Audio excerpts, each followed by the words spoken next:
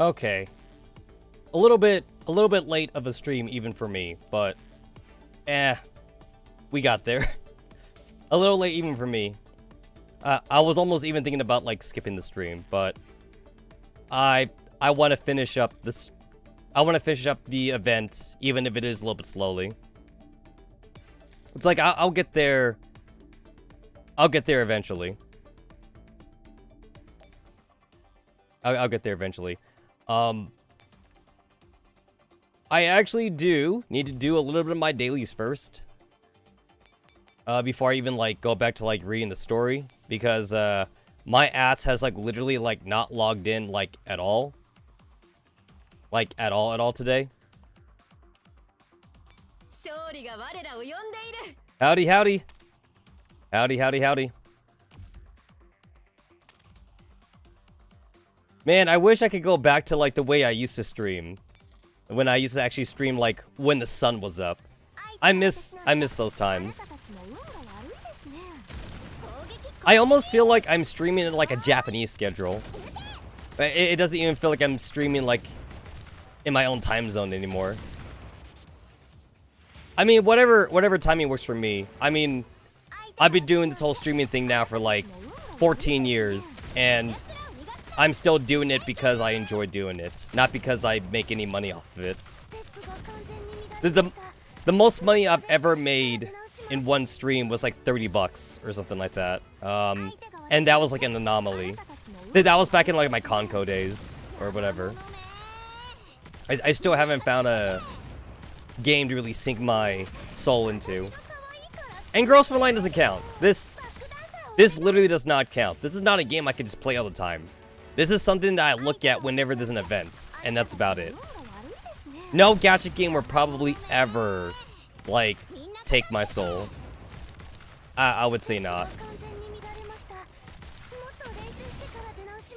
It's like, I hate to say it, but like gacha games just by design, I don't think they're designed well to like allow people to really like play forever. It either has to be like a legitimate MMORPG or like, you know, just a real game. And gacha games aren't games. Gacha games are just like small little side projects for you to waste your time with when you're at like somewhere. You have access to your phone or whatever. That's my opinion. I'm not saying gacha games can't be fun, but hey, listen, they ain't no Final Fantasy. Even though I stopped playing Final Fantasy, they ain't no Dragon Quest. I don't know what other game I can even compare it to.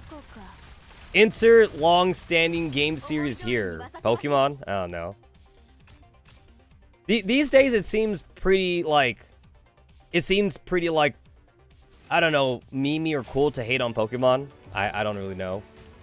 Poketubers are still a thing. If Poketubers is still a thing, it's a legitimate thing to be passionate about, I guess. I don't know, people are passionate about Monster Hunter. I mean, that's not my thing, but people can be passionate about anything. As long as there's a fan base for it, you could make that a job. As long as you pump out good content. Or you could do like the harder way and like try making like a hit indie game that just gets like super popular all of a sudden without even trying. You know, Five Nights at Freddy's, Undertale. I mean, everybody wants to make a game that's amazing with like little to no budget. But not everybody can also make, you know, an awesome game with little to no budget. Which is too sad. Which is too bad. It's very unfortunate. Very, very unfortunate. Not everyone has the time to learn programming or whatever shit like that. I'm not even gonna hate on Unity though. Like Unity is a decent engine to learn from or whatever. Howdy, howdy, good day, good day. Welcome to another short Girls Frontline fixed point stream. I feel like it might take at least like 6 or 7 streams for me just to get to the end of fixed point at the rate I'm going. I don't know. I'm hoping to finish this up in 6 streams. Assuming I don't start super late in the future. And by future, I mean this weekend. It's like, I'll give, like, if I do manage to, like, get to the end before the end of the event, and I don't get distracted by something else, then maybe I could actually do ranking on stream for once. Or this could be the 4th ranking I miss, or whatever like that. Right now, I'm literally trying to speedrun all my dailies. Because I haven't logged in at all, so I gotta speedrun this. I need one more. I need one more. Like your friend's dorm, gift a thingy, fairy enhancement. Cool. Easy ass shit. Man, back in my day, we had this really annoying daily quest of having to repair, 8. You had to repair 8 T-dolls every day. That was a really annoying side quest to do. Or not even side quest, just a daily quest. Because it was also done in chunks too. So first you need to repair 3 T-dolls, and then once you completed that, then there'd be a second set, which was repair 5 T-dolls. So that means you had to repair at least 8 T-dolls a day. Super annoying. I was so happy when they redid the daily missions, so that way you didn't have to do that anymore. That was like one of the more annoying missions to do. Because, like, I literally had to, like, go to, like, 1-3. I went to, like, 1-3 back in the day, and I intentionally got, like, you know, like, my level 1 T-dolls hurt on purpose. Like, I would send in the T-dolls that, like, you know, like, you would just get from, like, regular, like, stages. And then, like, I let them get hurt, and then I repair them. And then, you know, then afterwards, I just discard them or whatever like that. And it's like I did it for the very tiny amount of resources I would get. For me, it was worth it. Even though, like, it probably wasted more time than it should have. But then they took it out, though. Then they took it out. So I was fine with that. That was awesome. Alright, cool. I finally got AN94's, second skill to level 10. It wasn't the most... I didn't do it, like, in the most efficient way. But, like... Because I definitely, like, wasted some hours. But I got there. So, she should be combat ready now. She should be combat ready. 10 and 10? Yep, 10 and 10. There we go. Gain a mark when she changes targets. When hyper trigger is activated, grant all defiant members a mark. Blah, blah. When AK travels in the field. Uh-huh. If they wanted to make this lore accurate, fucking RPK should debuff. There was a team defy. Our RPK should debuff. And then, like, anyone who's not caught up in the story, they would be all like, hey, how come for some reason RPK doesn't work or something? You know, like, they wouldn't know. They wouldn't realize that if they weren't caught up with the story. Well, why does RPK debuff Team Defy? Or whatever. Go catch up with the story, noob. Go catch up with the story. Honestly, though, we do need more T-dolls to, like, skill off of each other, though. We do need more of that. It seems like it's too much of a rarity when, like, so many T-dolls are, like, friends with each other. It does seem too much of a rarity. It should be more common.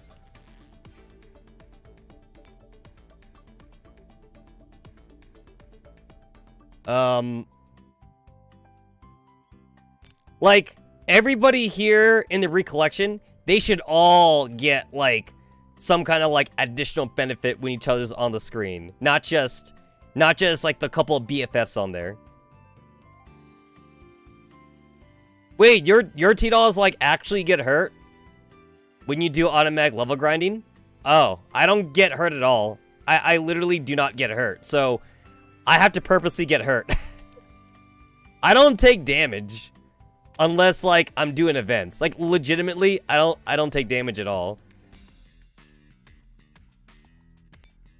And then, like, whenever, like, I actually decide I'm going to finally go back and like redo some of the old stages to get like that gold rank for like those 10 gems or like 30 gems to get, then like maybe I might get hurt. But the longer it takes me to go back and do those quests though, the more over-leveled or like over-skilled I'll be.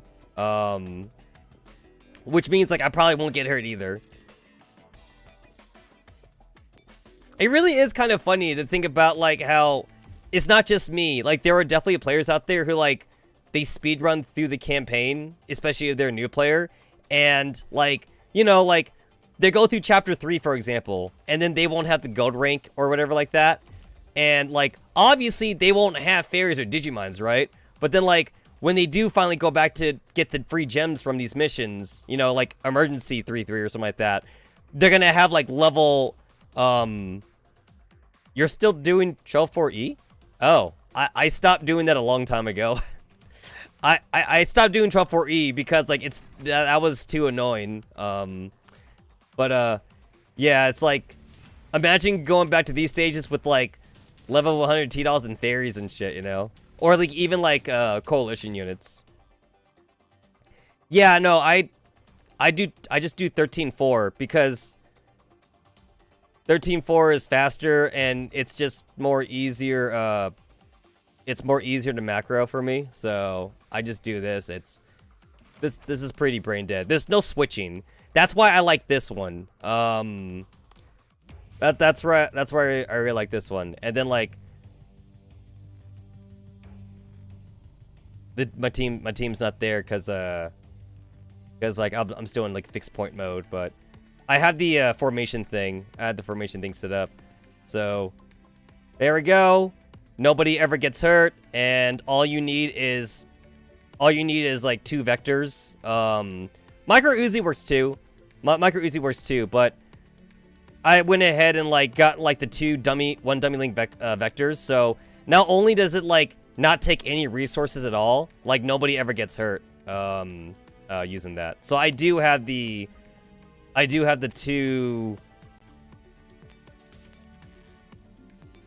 There we go. So it's like there's my normal vector, which is like the oath one, and then here I have a dummy link vector and a dummy link vector and a non-dummy link vector, and like they literally like don't use like any resources. And like even though I know I'm at maxed, even though I'm at maxed, like I still care about my resources, so this is pretty much the best, like, corpse grinding that I can do. So, yeah.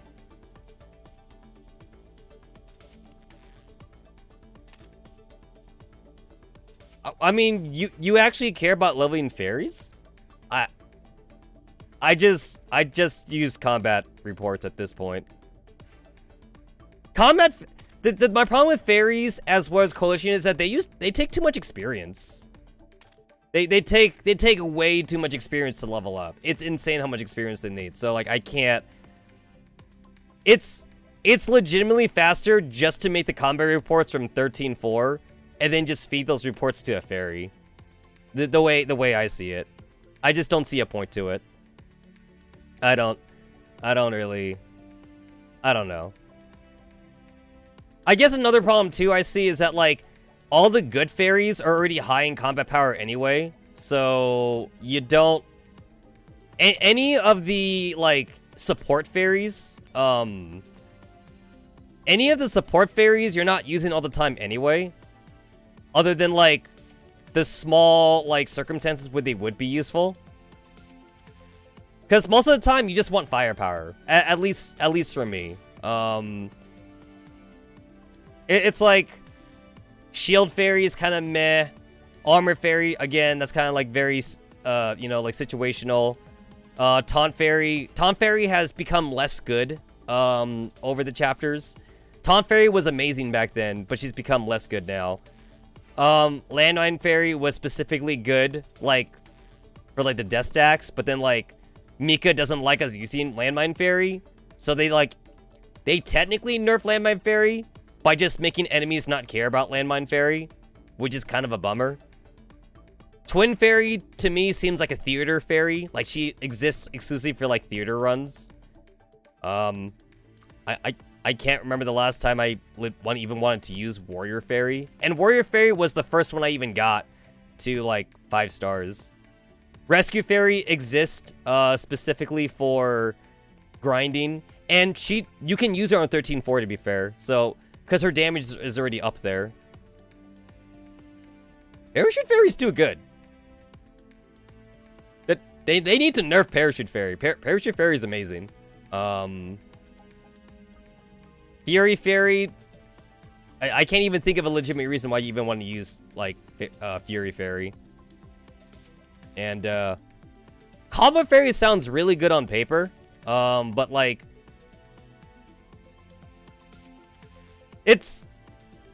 I feel like Combo Fairy is one of those other fairies where it's like, I feel Mika realized how good, like, a certain, like, ability can be in the game. So, like, they inadvertently nerf it by making the fairy useless. It's like Combo Fairy and Parachute Fairy, you know? It's like, they could be broken, and Parachute Fairy we already know is broken, so they had to make them not worth it for, like, so many maps. Parachute Fairy, to me now, pretty much exists for ranking. Because, like, I mean, they can't, like, not have helipads. There needs to be helipads, of course, so that's where Parachute Fairy could come in. Honestly, I kind of wonder what Mika was even thinking when they gave Parachute Fairy unlimited range. It's like, did they know that was going to be broken, or did they just not think about that, you know? And then, like, by having Parachute Fairy at 5 stars, you pretty much, like, negate the debuff from Parachute Fairy. I don't know. And then, like, beyond that, we have, like, the random ass, like, support and ranking fairies that, like, everybody knows are worthless and shit, because they're so super situational that they have no situation where you would even use them in. Like Cooking Fairy, like nobody's using Cooking Fairy. Nobody's using Oni Fairy. You know, no one's using, like, Golden Fairy, and Golden Fairy was the very first fairy, the very first ranking fairy too, which is funny. Golden Fairy be the very first ranking fairy, and the very first ranking fairy they had to make entirely worthless. I'm just going to assume when they made Golden Fairy that they were all like, hey, we don't know what we're doing with the ranking fairies, so we're gonna make one, like, not powerful, like, at all. So, yeah. It's funny, because I try-harded, too. I try-harded for the Golden Fairy so I could get 2. So I could get, like, the 2 of them or whatever like that. It's like, why do you exist? Why do you even exist? To flex. But this game doesn't have a PvP system, so you can't even flex that way either. I feel like you could only flex if, you'd only be able to flex that if, like, I don't know, you're like a Twitter, or like you're like a YouTuber or something like that. There's not many ways to flex in this game. This is not a game where you can flex. Most other gadget games have, like, a PvP system. This game doesn't really have that. Unless you count ranking? Unless you count ranking, but, like, that's kind of, I don't know, that's not really it. Yeah, yo, Beach Fairy was a mistake. Beach Fairy was a mistake. They never should have made Beach Fairy. I don't know. One fairy that, like, I was kind of disappointed that was not that good, but I thought was good because it sounded good on paper, was, where is she? Where's Reinforcements Fairy? Like, I always felt Reinforcements Fairy in theory, sounded pretty good because, like, it's healing. Like, you're literally healing, and you gain back dummy links and shit like that. Like, this sounds great. Like, if we ever had a map that was, like, about, like, survivability and shit, But that doesn't exist, though. Like, the situation where reinforcement parry would be good just does not happen in the game. The game is all about firepower. And, just beating your opponents into submission. I tried to make reinforcement fairy work. I think during the Arctic Warfare ranking. I think Arctic Warfare is when I tried to make her work. But then I realized that the small amount of points you lose for repairing on the helipad makes up for whatever inconvenience you would be for having to use the reinforcement fairies. So, yeah, this just doesn't work. Which is a shame too, because like I feel like Mika's not fully utilizing their creativity.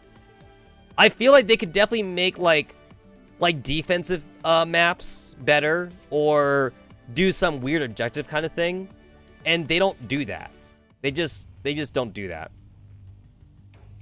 Even now, we still have like so many variations of like go and capture the command post, or like, you know, like go and kill the boss or something, and then you like instant win. Like basically, we have like a lot of variations of go to a certain point on the map and you just win, and like then it doesn't really matter like how you get there.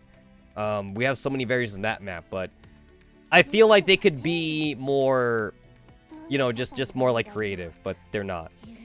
And maybe they're using their creative juices for Girls Frontline 2. We don't know that because they don't talk about that game anymore. They were really hyping up Girls Frontline 2 for like the first year, and then they kind of like just stopped talking about it.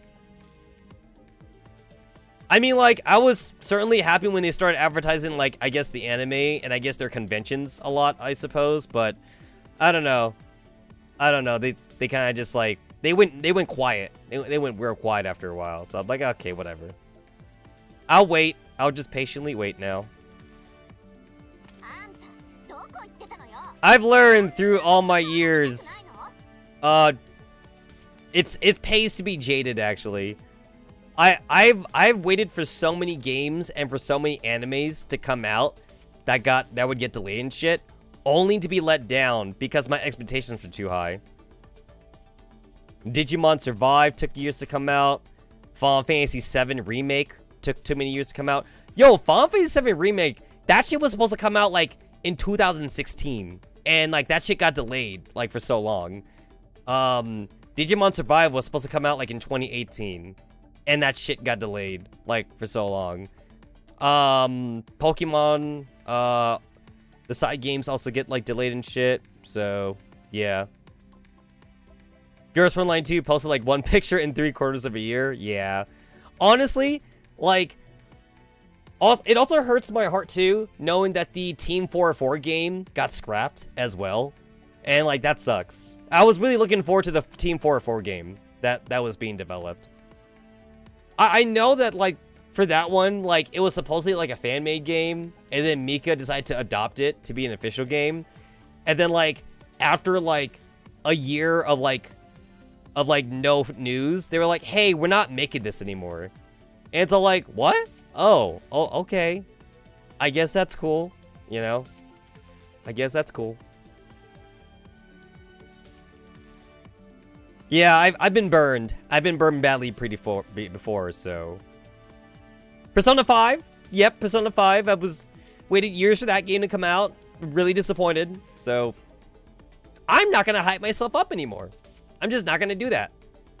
I'm just gonna wait until the game comes out, and I'm going to avoid like going to like news sites or whatever. I'm gonna avoid like trying to go to forums and shit. I'm just gonna wait until it comes out so I can be all like, that's a game. And then I could be like, that was an average game. That was an average game. It's better to say that was an average game than to say that game sucked. But it's not that the game sucked. It's more like the game sucked when you compare it to what you were thinking of how the game would come out, you know? Because you hyped up the game so much. Because maybe the game didn't suck. Maybe it was just really subpar, though, you know? And you could say that, like, being a subpar game or being an average game is a fate worse than death. Because, like, when a game sucks, it's funny. When a game sucks, everybody talks about it, right? They're like, oh my god, this game was so bad. This anime is so bad. The characters are so bad, you know? Like, don't read this anime, don't read this manga, don't play this game. Or if it's really good, everybody talks about it. But if it's average, you know, if it's just average, people are just like, it's a one-time thing. It's a one-time thing. It's like, yeah, the anime was fun. Go watch the season and then forget about it, like right afterwards, you know? That game was fun. Play the game once and then just forget about it, like forever. You're never gonna replay it. Until, like, maybe you're 80 years old and you wanna, like, you know, like, look back on memories or something, you know, nostalgic sakes. I actually feel that way sometimes about 90s sitcoms. Like, that's, like, very specific for me, but there is a charm to the 90s sitcoms that I grew up with, and every once in a while, I will actually load up one of my favorite, like, video sites that plays those old sitcom episodes, and I tune onto them, you know? A time before cell phones. A time before the internet, and I could watch those things and be like, yeah, I remember those times. Here's the thing, though. I'm not so nostalgic jaded, though, that I'm gonna say good old days. Even I can understand it was not the good old days. The internet is... I don't know if you guys know this, but the internet's pretty cool. The internet is, it's a pretty nice thing to have, being able to download and stream shit, you know? Cell phones are pretty nice. Everybody has a phone on them. Everybody is within arm's reach. You could text message people and whatever like that. Email's pretty nice. Downloading apps for your favorite restaurants is pretty nice too, you know? So I'm definitely not going to say it was the good old days. I'm not going to say that. But they were my days. That's the way I look at them. Those were my days, and it's different. It was a different time. But if you were to ask me if I'd ever want to go back to those days, I would say no. So many people want to relive their youth, and I'm just gonna say, what? No. Why would I want to? I did the things that I did, and I'm going to live with those decisions. I don't want to redo those things. I wouldn't be the person I am today if I did any of those things differently. And that includes the bad decisions too. That also includes all the stupid ass shit I did that almost got me killed. And boy oh boy was I a stupid college/high school kid. Oh my god. The amount of times that, like, I literally was making out with death. The amount of times that, like, I was pretty much, like sitting on death's lap. You would think that death was, like, my yandere girlfriend at this point. Or maybe tsundere. Maybe it'd be more, I would say tsundere. It's not like she wants to kill me. Death-chan actually is keeping me alive somehow. Because, like, it's not my time yet. So Death-chan helps me cheat death somehow. I don't know. But boy, did I do some stupid-ass shit back then that I should be dead for. Anyway, I finished my dailies, right? Yeah, this counts as finishing them. I don't really need the extra points or whatever like that. I don't need them. Yep, I'm good.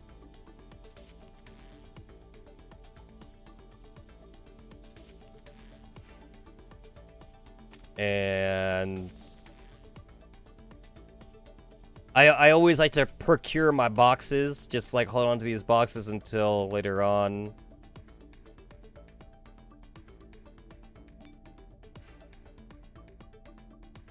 Nothing really going on here.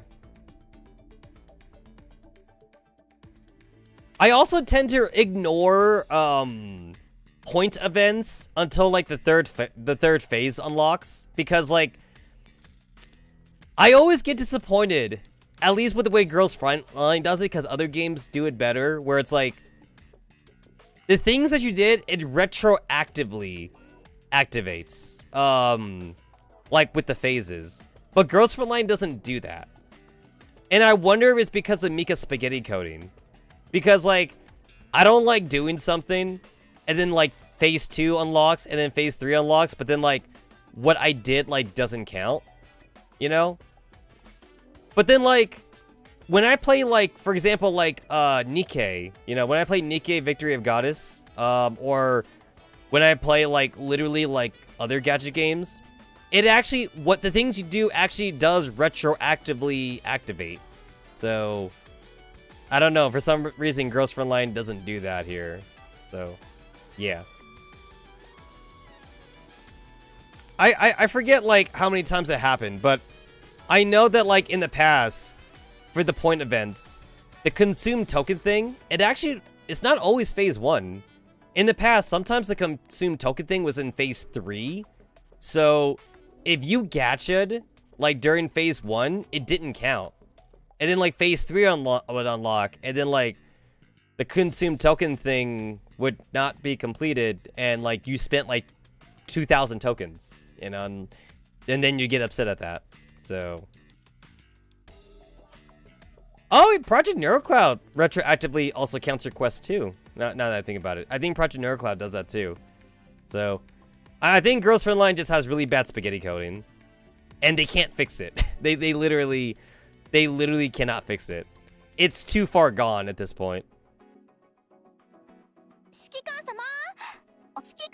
I don't have to give head pats to Kalina anymore because I'm pretty sure she's at max affection now. I'm pretty sure I have all her dialogue unlocked.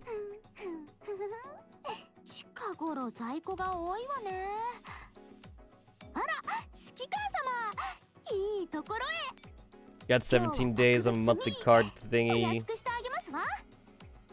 I actually do kind of want to, like, get one of these packages things, but I gotta wait until my next payday. So, yeah. It's almost the end of the month, so, like, literally, like, my bank account has to go to bills right now. My bank account has to, like, not be touched till my next payday. Yeah, I got rent coming up. I got the electric bill coming up and shit. Yeah. That one GFL coder left in Mika's trying his best. You know what? That meme kind of reminds me. There's a similar meme in Team Fortress 2, actually. It's weird. I was never really a Team Fortress 2 player, but I actually watched a lot of videos. I don't know, like the Team Fortress 2 video making community is still really big, even now, and they make funny videos. So I actually watched their videos, and apparently in Team Fortress 2, they have a similar meme going on where it's like, that one Valve employee for Team Fortress 2 trying his best because everybody else quit or something. The one Valve employee for Team Fortress 2 keeping the dream alive or whatever like that. Because there's a joke that, like, Valve never makes a part 3 to all their games. They make a part 1 and then they make a sick ass part 2 and then they never make a part 3. Like, they were, like, allergic to, like, 3 sequels or whatever like that. And at this point, I'm willing to believe it now. It's been years since, like, Half-Life 2. It's been years since, like, Team Fortress 2. And it just seems, and, like, the stories are always, like, open-ended. But then, like, Valve doesn't want to, like, make part 3s for anything. So, it just, like, they just don't want to do it. They got the money or whatever. Like, they buy other companies, too. They would buy other companies and make money off of that, but they won't, like, make the games that, like, they originally made. Actually, even though I'm not much of a first-person shooter player, I do actually have kind of fond memories of Team Fortress 1 and Half-Life. I remember playing Half-Life with, like, buddies back in the day. I actually would love to stream Half-Life 2, not Half-Life 1, Half-Life 2 on stream. But I think before I do that, I think I would still rather want to do, like, a Skyrim stream or, like, a Deus Ex stream, Deus Machina stream or something. Team Fortress 1 was interesting, because Team Fortress 1 was technically a mod. Team Fortress 2 was never its own game. Team Fortress 2 was a mod that was acknowledged. It's the same reason for Dota, because Dota is Dota 2. But what happened to Dota 1? There is no Dota 1. Dota 1, Defense of the Ancients, is a Warcraft mod. So Team Fortress 1 is a Half-Life mod. And fun enough, Counter-Strike is also a Half-Life mod as well, actually. But yeah, both Team Fortress and Dota have, like, the distinction of, like, the second of the game is technically the first, because the first never existed in any official capacity. Dota was super popular as a World of Warcraft, not World of Warcraft, as a Warcraft map settings game.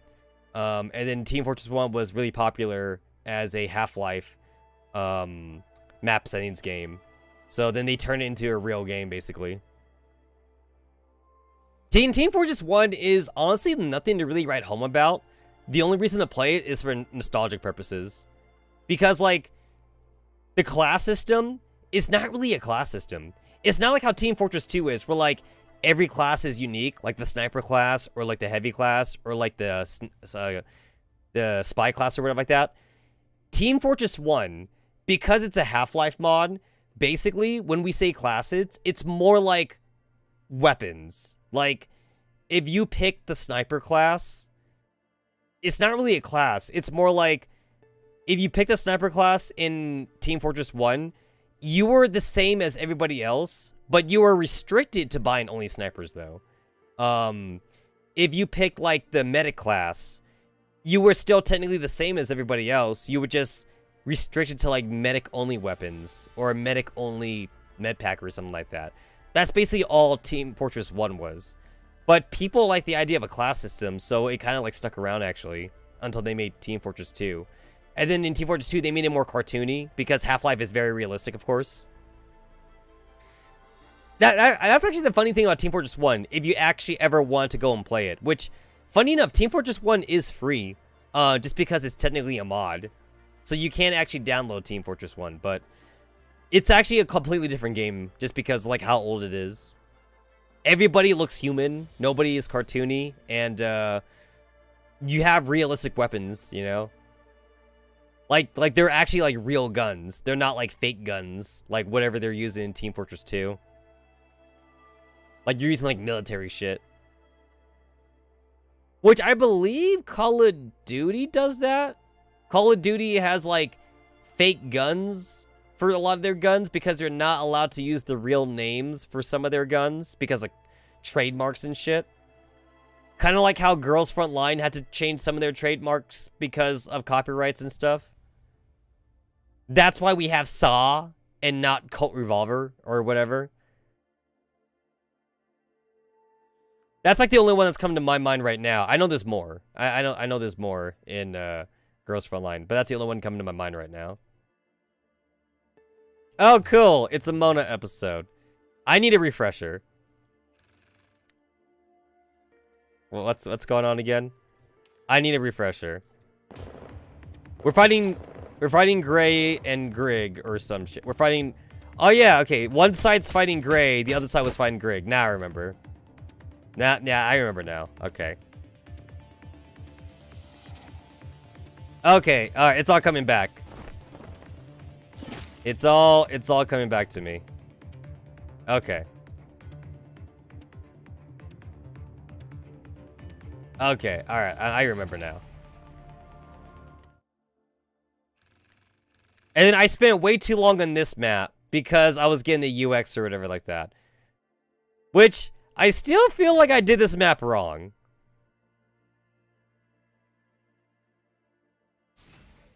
I still feel like I somehow cheesed this map. I did it, like, the incorrect way. But that's okay, though. That's the fun part, too. That's fun. To do maps the wrong way. It's much better than, like, there being only one way to do a map, and then you have to do it that way.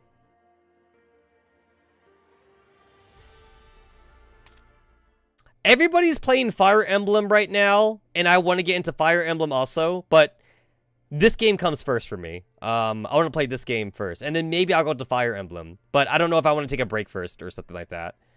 Like, because Fire Emblem, that's going to be like a fucking 15 stream game or something, so I don't want to go into Fire Emblem right away.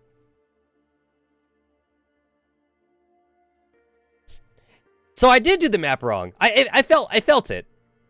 I still got it, though. I still beat it in my own weird way. But, again, that's good. That's a good thing. You want there to be, I think, for a good strategy game, there's got to be multiple ways to do it. Even if it's the wrong way to do it. There's got to be, like, a cheesy way to do it. There's got to be, like, the pro way to do it. Oh, I believe I believe, like, for any good, like, map editor or, like, any good game designer, there's got to be, like, a speedrun way to do it, you know? I think that's, like, that's, like, a testament to, like, how good you are as, like, a game designer. Is your game speedrun? Is it speedrunner friendly, right? And I think for most developers, that's, like, on accident, too. I think a lot of developers, they don't intend to make their game for speedrunners, but maybe it is speedrunner friendly, so, like, then there's, like, a big old, like, speedrunning community for it or whatever. Like, when I did my speedrunning run for Pokemon Scarlet and Violet, I had to learn so many things about it, and I found out that it's very not speedrunner friendly. Compared to previous Pokemon games, Pokemon Scarlet and Violet is, like, the bane of, like, speedrunners right now. It turns out that, like, for as broken as Pokemon Scarlet and Violet is, for some reason, Game Freak, they almost did everything in their power to make the game not break when it comes to speedrunning. It's really weird. It's like, yeah, our game is very glitchy, but do you know where it's not glitchy from? From a speedrunner's viewpoint. So, speedrunners have not actually found any useful glitches to speedrun the game.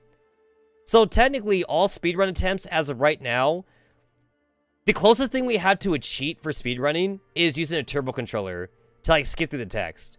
There isn't really any major glitches, even right now, to abuse for speedrunning Pokemon Scarlet and Violet. So any speedrunning attempts right now, they're technically legitimate runs. It's technically a glitchless run, for the most part.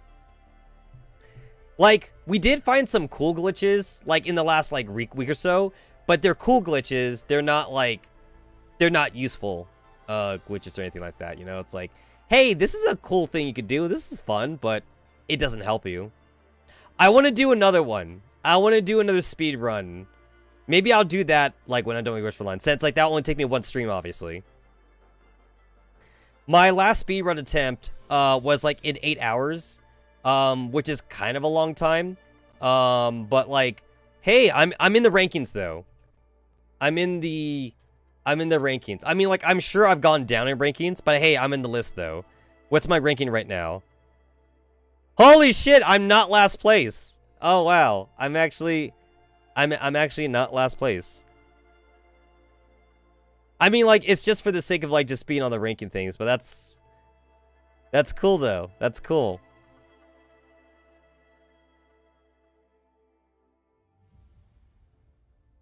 There's me. I'm rank 20. I used to be rank 8, actually. I was, like, way up here in rank 8 when I first submitted it. And then more and more people started speedrunning the game. So, right now, I am rank 8. 8 hours and 36 minutes. Somebody has an 11-hour run. So, that's cool. That's cool. I did put in the game crash, and the speedrunning modders said that the game crash was fine, I guess, so I'm in here. I feel like I could get, like, at least, like, a 5-hour run or a 6-hour run.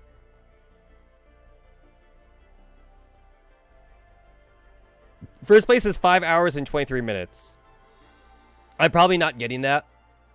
Probably not, but I feel like I could get, like, at least around a 6-hour run.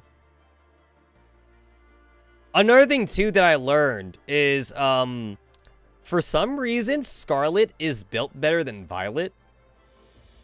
Violet's more slower than Scarlet, which is kind of stupid. It's kind of dumb. It's a little bit dumb. I don't know how Game Freak could fuck that up, but they did somehow. Shouldn't it be the same game? It should be the same game, right? So why is one game faster than the other? I don't know. I wouldn't be able to answer you. I couldn't give you an answer for that, but it just is. How do you fuck that up? How do you make two of the same game and one game's better than the other? And the thing is that, like, I like the stupid futuristic legendary, but no. It turns out the caveman game is better. Caveman better than future. Got it. That's what Game Freak is subtly telling us.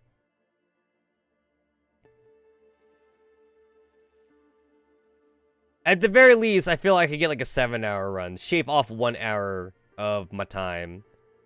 I feel. I don't know. Alrighty.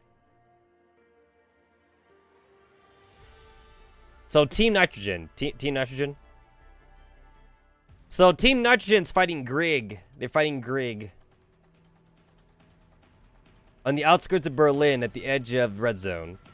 Even when capitalizing on the superior numbers and formation, Squad Nitrogen only barely manages to maintain a slight suppression advantage. Yeah, Rhino keeps reminding me of like the Iron Blood peeps in Azure Lane. She's got like the same red and black color scheme. She's slowing down, number 9. I see it.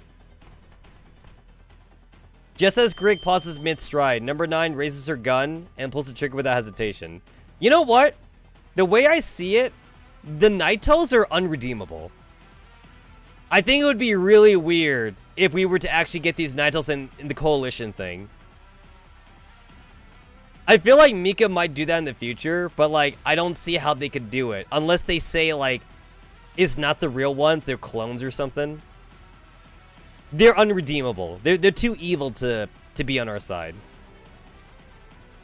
The Sabbath Ferris ringleaders, they were never that evil. They were just following the orders of like Mastermind, and Mastermind just wanted to take revenge on humanity for her father. That's the only reason. That's the Sabbath Ferris' only true crime. The Paradias clan, on the other hand, though, the Paradias be literally trying to take over the world, and that's just not good. Howdy, howdy. Welcome to another Girls Frontline stream. I still haven't beaten Fixed Point yet, but hopefully I can get there in like the next 2 streams. I'm definitely not doing it in this stream. Story's way too long for that, but let's see how far I get in this stream. I inch closer and closer to ranking at least.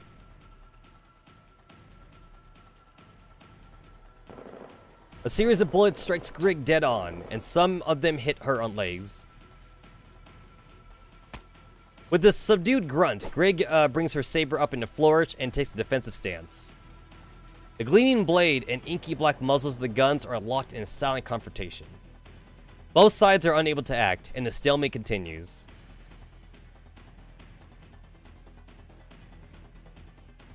Yeah, it's in the archive. It's in the archive. It's all there. This is not like Twitch TV, where like Twitch TV like eventually gets rid of the archives. No, this is on YouTube, so it's all there. It's all there. Part 4 is particularly long. Good luck with that. I mean, to be fair, I'm happy with it. Girls Frontline story gets longer and longer, so I'm cool with it. I remember how short they used to be. Like, back in Arctic Warfare, or like in Cube, or whatever. Like, those are pretty short. I think it took me 2 streams to do like Arctic Warfare, and it took me like legitimately like 1 stream just to do Cube. The stories back then were super short. And then like to do like the seasonal events, right? The seasonal events is like 1 stream. The seasonal events are always like 4 episodes, right? It's just like 4 chapters, and that's about it. Why is nobody moving? We can't be sure that we can overcome her with preempted strike. But we can't just let ourselves get passively beaten up. No, the enemy isn't fully confident either, which is why she ceased her attack. I do think it's pretty dumb for like most of the Nitos not to have a gun or like any kind of like ranged weapon. What is with William's insistence on keeping the Nitos melee ranged? It's like, they have force fields, so like that's smart, right? It's smart that they got force field, but like, I don't know, can't you give them like a laser gun or like laser eyes or something? It seems like an intentional design flaw to just make them all melee. I'm like really trying to think. It's like Mordau, Narcissist, Grig, Miss Gray. Narcissist was kind of like mid-range, I guess, because Narcissist could kind of like throw her blades, but there was a limited range on there. Narcissist blades were like boomerangs, so they had to like come back to her. So she was like mid-range, I suppose, but they don't have guns. None of them have like guns or anything like that.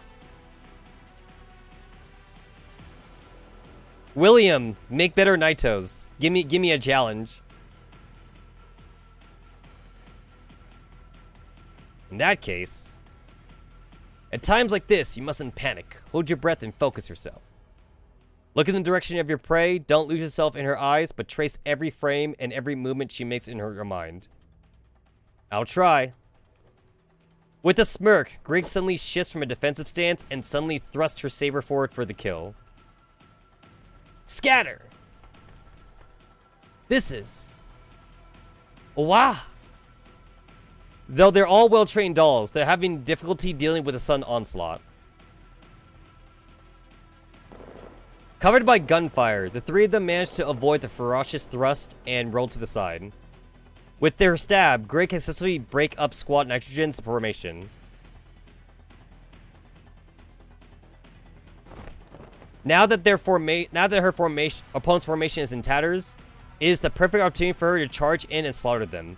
However, she does not follow up on it. Instead, she rides the momentum of her charge and directly jumps off the hill. Her pure white silhouette vanishes into a thick, cloyingly mist. Hold it! Don't chase her. There's no way we can catch up with her. So she never intended to go all out on us. Yeah, to think we assumed that we could suppress her by force. She was probably just buying time for Moradou to retreat. Why does it sound like she was playing us like a fiddle? Standing on the hill, the three dolls look in the direction where Greg has vanished.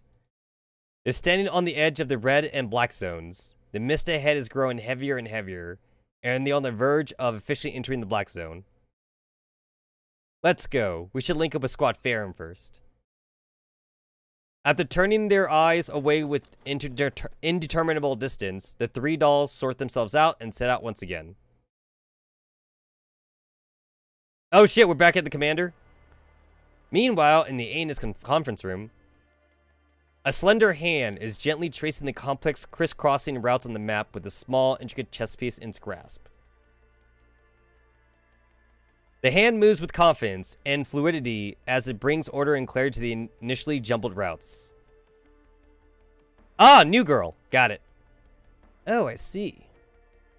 Lines intersect at different points, and where the points meet, they once again race towards different directions. Umbrella and Unicorn lost their target here. Nitrogen engaged their target here. So does that mean that this is the place? The doll places the chess piece on the map. Yes, this is the only place that makes sense. All the lines, all the points, they all exist for this. See, I got it. Got it. Task Force Anus register complete. Chessmaster. I mean, it's pretty obvious. It's pretty obvious who Chessmaster is. The dolls excitedly flips the board, then squeals in delight over the conference room channel. What happened? Oh, this is Chessmaster, reporting leader. She was like a nobody, but I really grew on her in the memory recollection between like Springfield and G36. I grew in her there, so it's cool that like her Digimon actually has story relevance. And it's tied to a main event. It's tied to a main campaign thing, so that's cool. She definitely does seem like a random T-doll, though. You gotta admit. Like, she was introduced, I think, like, back in... I think a little bit before Isomer. She was introduced, like, a little around before Isomer, and she was just, like, a random 4-star T-doll. Like, I didn't think anything of her, you know? And then, you know, she got characterization. And then people started talking about how, like, she likes chess, and they were like, oh, she should be, like, a Luftberry chess mascot or something. Or whatever. So, that's cool. I found their rendezvous point. Where is that? Patience. I'll guide you to it. Just leave it to me. What a marvelous game. Alright, is there anything else you want to relay? Persicaria wanted me to give you...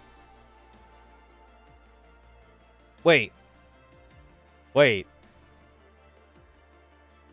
Do you mean Persica? Or do you mean Persicaria?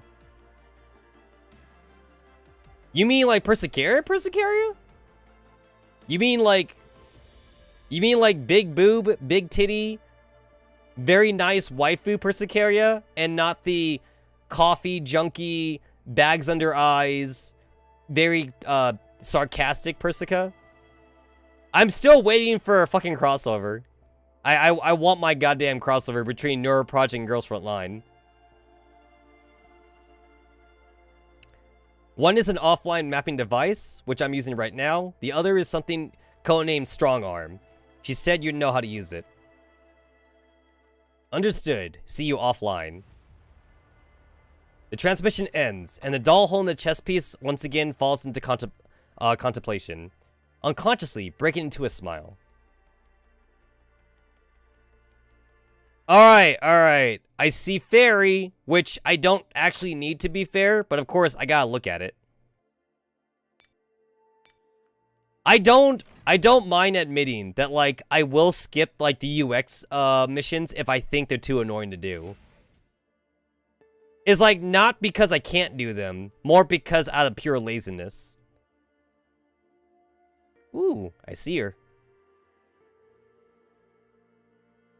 I see some artillery. That looks like it's gonna be annoying.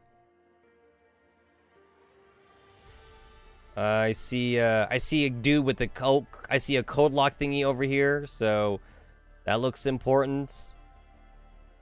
All right, what does the normal map look like? What does the normal map look like? The easy mode. The easy mode.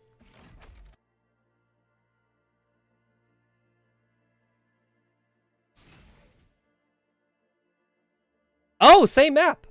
Okay, so it's not a different map. Same map, just weaker enemies.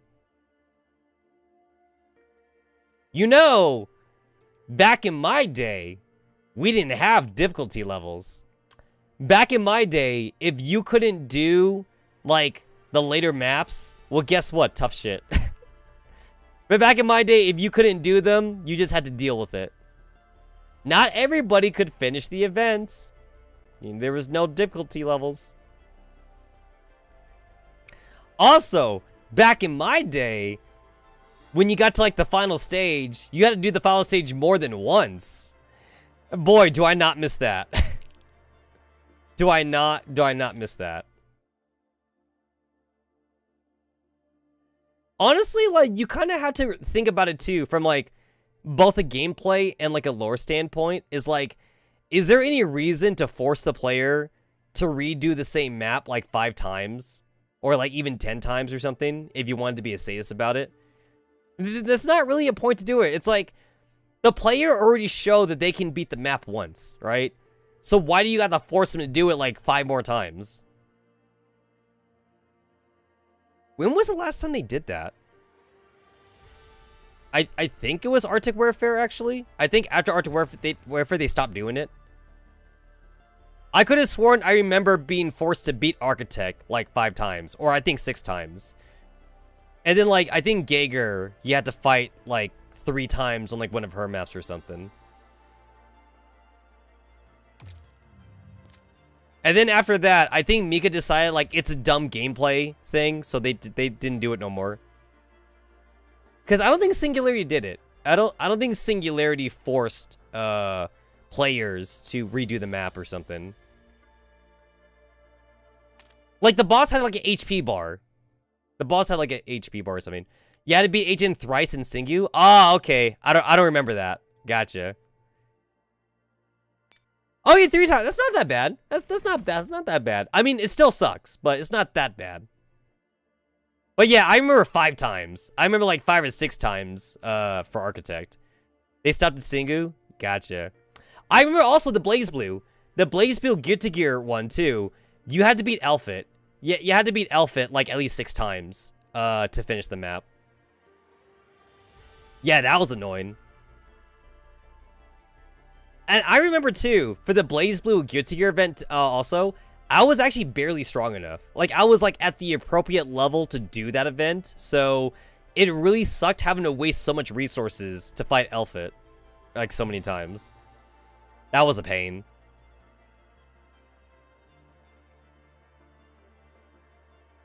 Alright, so I see some weak bitches around here. You guys are kind of weak. And then, like, there's a couple strong dudes in front. Alright, alright. What do we got? Occupied this map's command post. Got it. Okay, not too, not too crazy.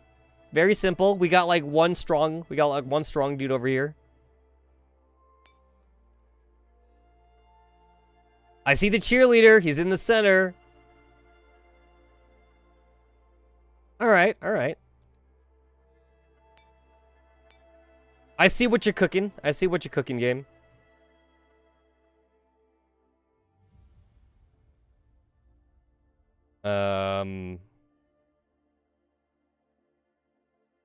Okay, I don't see a limit. I don't see like a limiting factor here.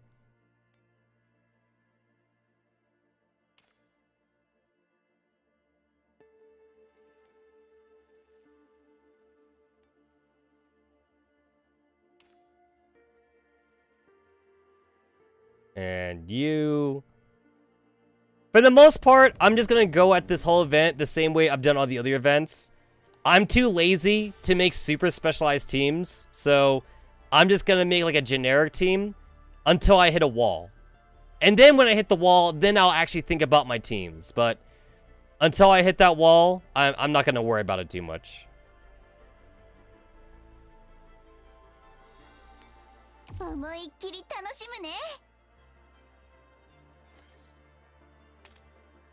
I treat ranking the same way too. Like for ranking, like I just make like a bunch of random teams and then like I see like how high my score gets and then like once I play through the ranking map, then like I decide like what I actually need and like try to like change accordingly.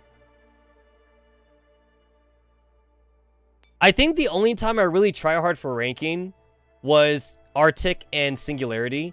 And when I say try hard, I mean that like I watched like a Chinese stream of somebody playing it. Like, I would watch like a Chinese streamer play it for like a 3-hour stream that he did or something, and I would see the turns that he made and like see what worked for him or something. That's what I mean by try hard. Like that's like super try hard in it. To watch other people play the ranking map. Gotta get that first place, you know? Gotta get that first place.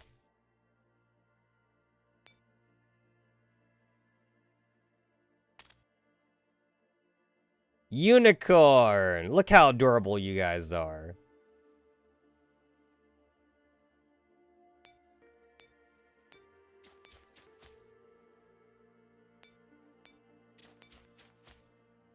Well, the game's giving me the option for a hawk, so I guess I'll use it.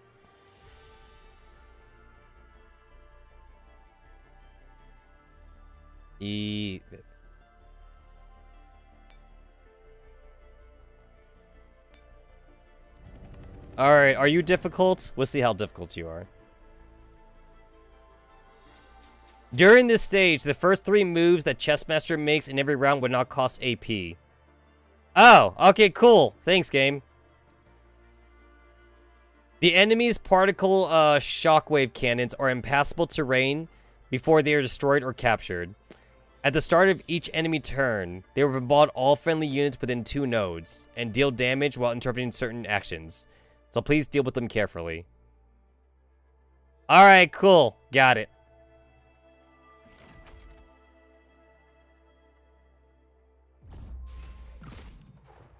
Not too crazy. Not too crazy.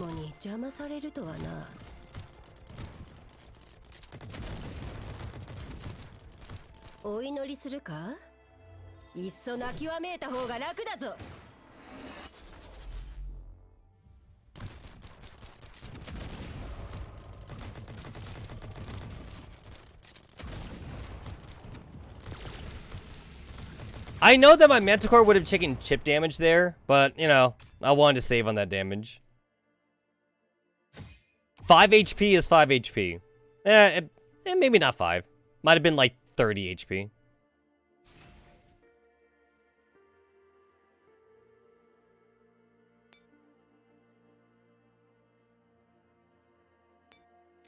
Alright, so every 2 nodes, you say? Wow. Okay, then. I see that there is a heavy helipad over here, though.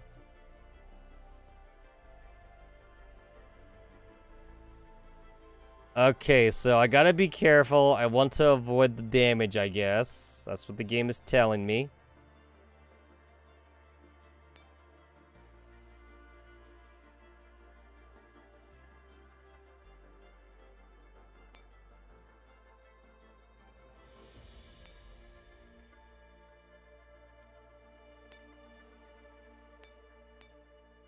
I see the beans. I see the beans. The beans look important.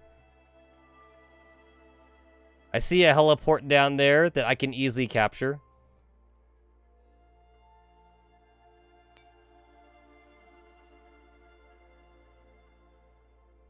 And I'm gonna capture that heliport. Alright, so the first 3. So 1, 2, 3. Okay, so I guess they want me to do this. This seems pretty obvious. Oh! So when they say impassable, they actually mean impassable. Okay, got it. I was thinking that, like, XM8 was special, but she's not special. She's not special. I was thinking she was. Alright, I'm sorry, XM8. You're gonna take some damage there. But you know what? I'm not gonna use you for a fight anyway.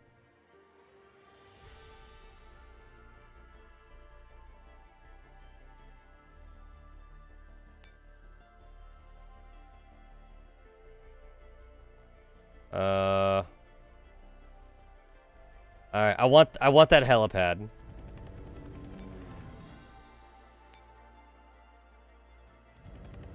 I want that action point.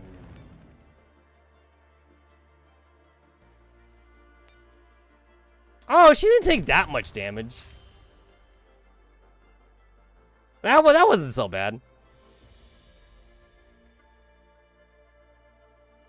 Oh, shit! Oh, I totally forgot that 45 was down there. Oops. I totally forgot she was there. Oh, that's my fault. That's totally my fault. Okay, I think Team Unicorn's gone. I don't know if I can back up Team Unicorn.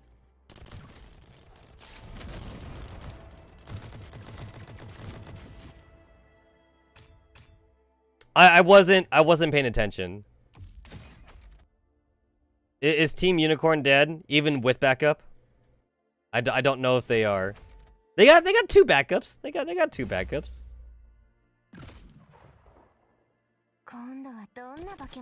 Man, 3 SMGs and 1 assault rifle. What a janky ass team. All right, cool. They can win. It's only because Roll 65 is busted. That's why. Roll 65 began them immune damages shit. All right.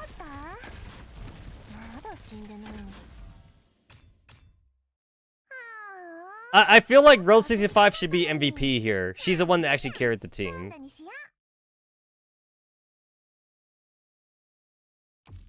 But she's not the damage dealer, so of course Sapu got MVP.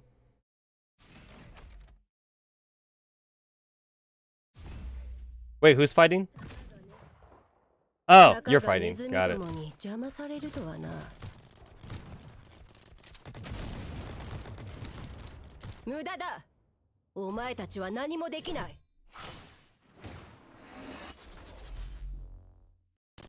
So far, not too bad. Not too bad for being the hard mode. The new hard mode, I should say. Not too crazy. Not too crazy. Did my music just die again? This seems to be a very common glitch. Like, whenever I play the game for, like, an extended period of time, the music always goes away. And then, in order to fix it, I had to, like, leave the map and, like, go back into the map. And I feel like this has been a problem for me, like, ever since, I don't know, as far back as Singularity. Yeah, I think ever since Singularity, like, this has been a problem for me. Where, like, I just lose music.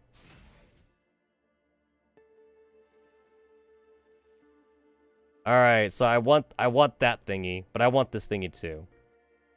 Oh, cool, I can shoot you from here? Cool.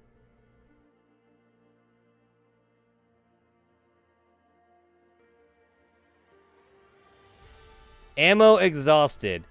You know what, game? I have the ammo to spare. I have all the ammo that I'll ever need.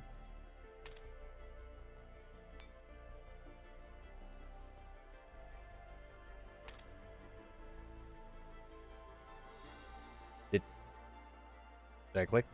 There we go.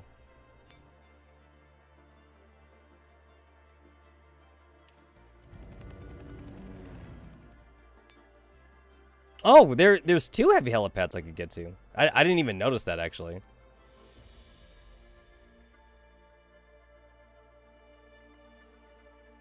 Oh, wait, not yet. Not yet. Alright, first, I gotta recover your thingies. Resupply. Team Unicorn can fight again. They could go into another fight, actually.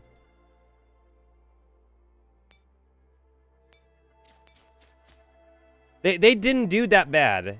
I feel like they're probably been buffed, though. Alright, cool. And now it's been blown up.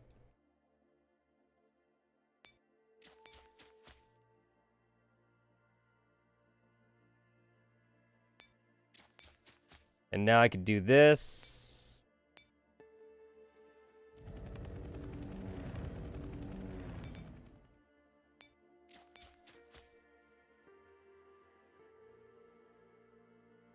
I'm not sure what the purpose of this helipad, of these helipads in the corners are for. Unless they really are just there just to give me extra action points or something.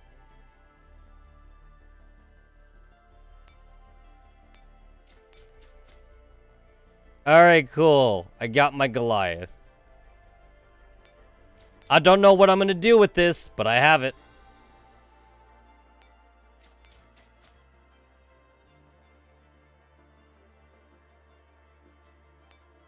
Alright, let's go ahead and switch here. Blow up the other thing.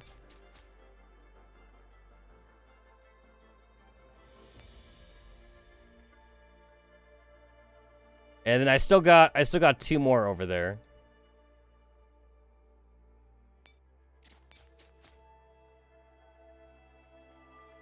I feel like I'm not even wasting that much I'm not even wasting that much ammunition.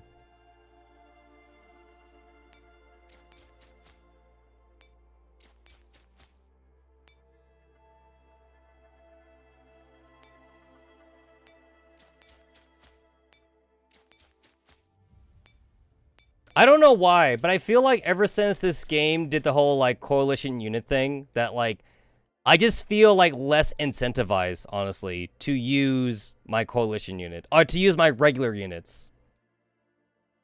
It's like, yeah, we have Digimind and all that fun stuff, but I feel like they're just not as fun to, versus, like, using all the Naitos and the ringleaders and stuff.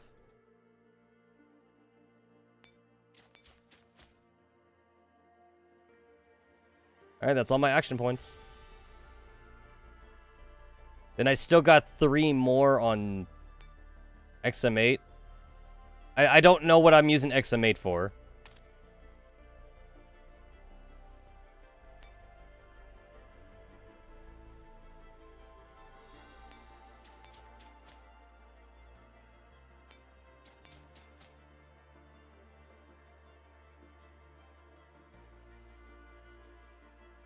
Yeah, what am I using you for? Because I can't use her to, like, blow up the particle cans and shit. And then this is a one-way trip over here.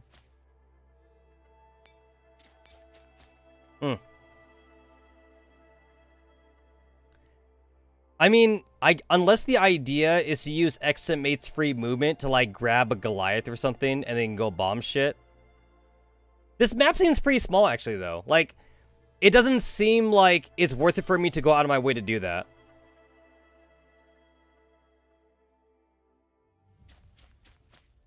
Like, I'm basically gaining 3 action points with XM8, but I don't think I have to, like, utilize those extra 3 moves.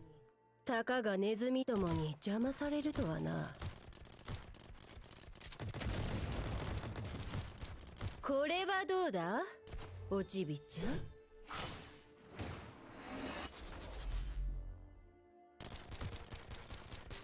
have a love and hate relationship with, like, puzzle maps. It's like, I like that, like, when the game doesn't let me brute force maps or whatever, because it makes me think about it. But I like to brute force maps, though. Whenever I play, like, any strategy game, like Fire Emblem, or, like, you know, like, even, like, RTS games in general, or any kind of strategy game, like Valkyria Chronicles, I will always try and brute force it. Especially if I realize, too, that, like, it's what the developer did not intend. Like, some games you play, like, you know that there's a certain way you're supposed to do it, but, like, you either found, like, some great way to grind for experience, or you found, like, another way to do the stage. So, you know what? You're not going to do it in the way the developer intended. You're just going to do it in your own way. And if it's cheesy, well, that, you know what? Maybe the developer should have designed it better. I'm always under the assumption that, like, developers don't want you to cheese their game because they want you to actually experience the whole game for, like, what it's worth. I've always been under that assumption for most games.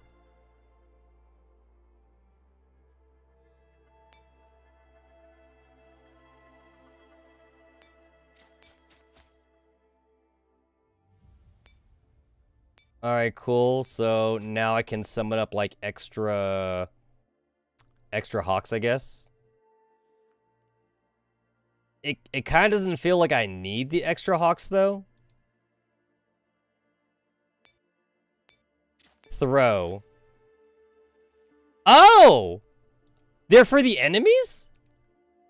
I thought the Goliath was just for the I thought it was just for the door. Oh, okay. I'm okay with that.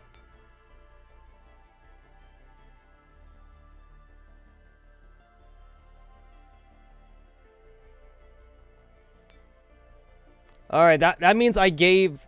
Oh, there we go. I can also blow up that thing, too.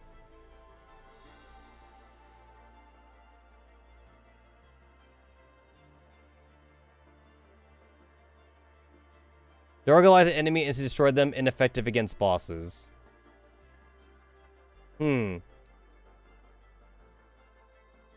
I feel like I would rather use it against an enemy. I did not mean to do that. I feel like I'd rather use it against an enemy, though. I did not mean to do that.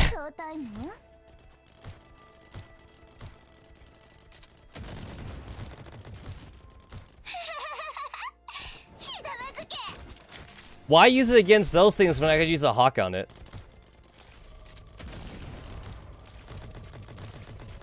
How much damage am I taking here? Not a whole lot.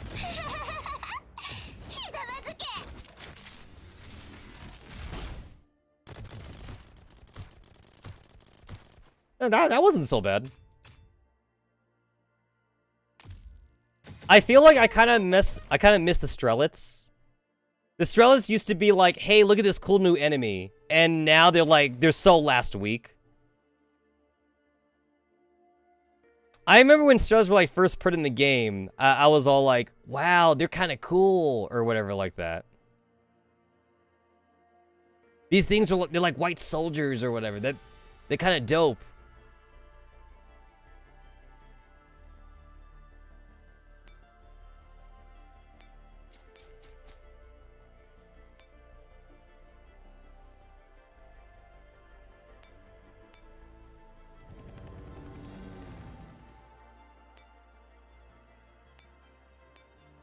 Spend 2 turns to crack it.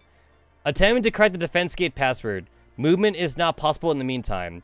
Being hit by cannon fire will interrupt the process, and a new correcting attempt would be necessary.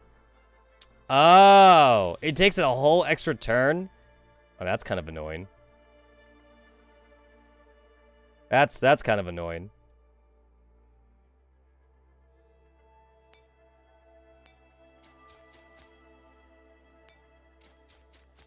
Okay, so now I get it. Yeah, so they really do intend for you to use exit mate for the Goliath things, but I kind of already took the Goliath with somebody else. So, yeah.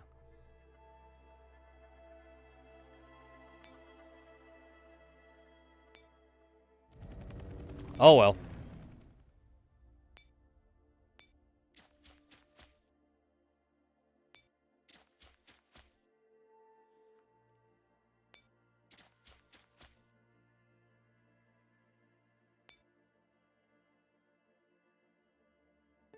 Why would I throw it on you guys?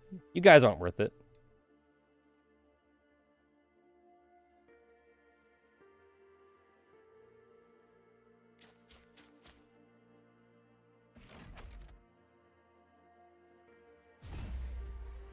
Oh, look at that. 4 support fires. That's nice. That's always nice to look at.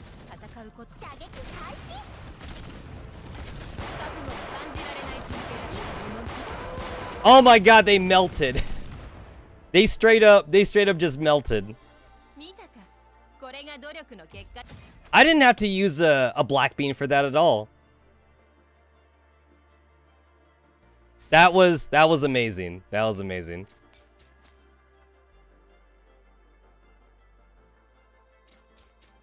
I love seeing that ×4. I love seeing that.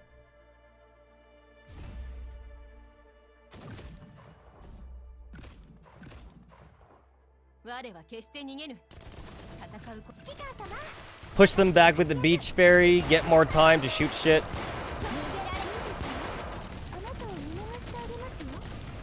Nice.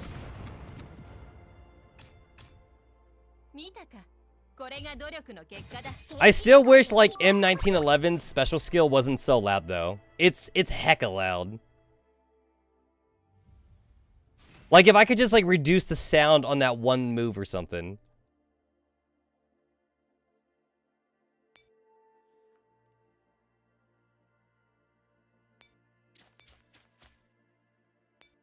I feel like I'm too lazy to wait for the gate to crack. I feel like I'm too lazy for this.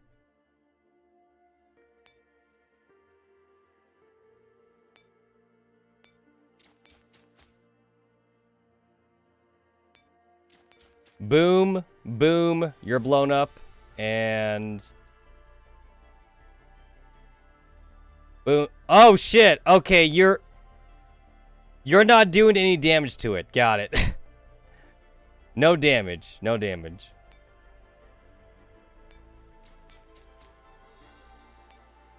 Boom, boom. You're blown up. All right, cool. They're all gone. They're gone.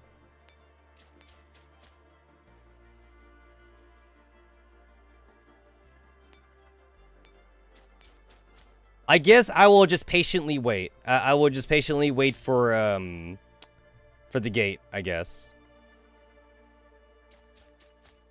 I'll skip a turn if I have to.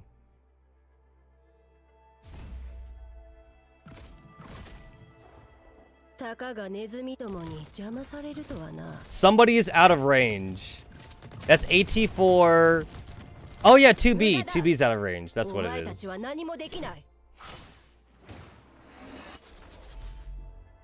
And not necessary.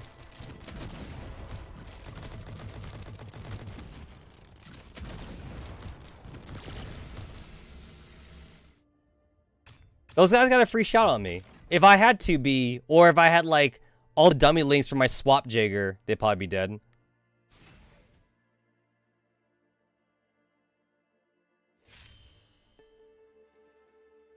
Ah, I see. My 2B's too far.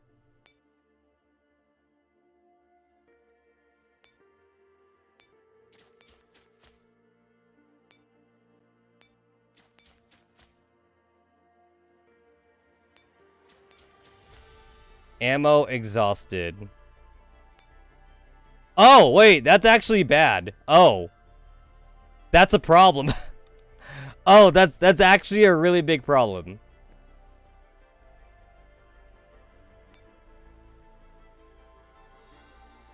Is that the resupply thing? Okay, that's the resupply thing. Okay.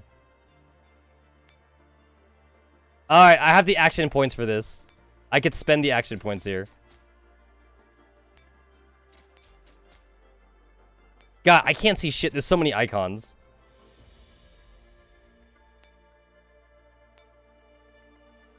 Okay, cool. We're good. Crisis averted. Crisis averted.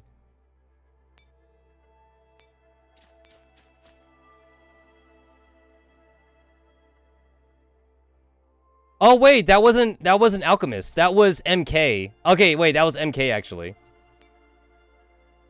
Oh, that's fine then. That's fine then. The icons are everywhere, so like I can't see everything. Like I literally can't see everything.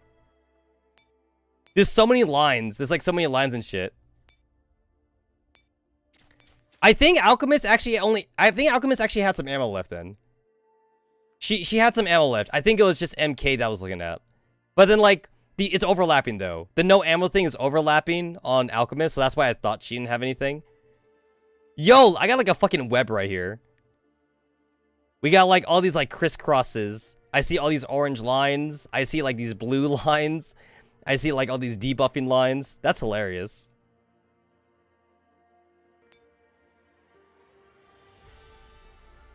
That's funny.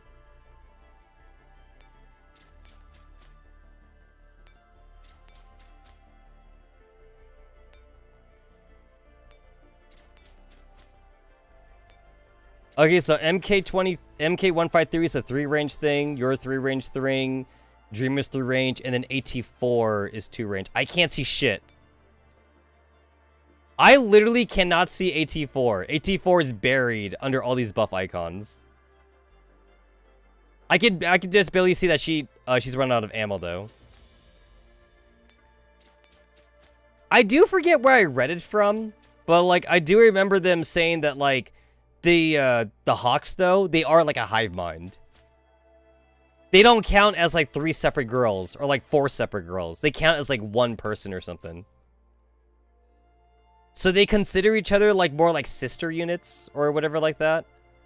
Something along those lines. Am I ending my turn? I guess I'm ending my turn.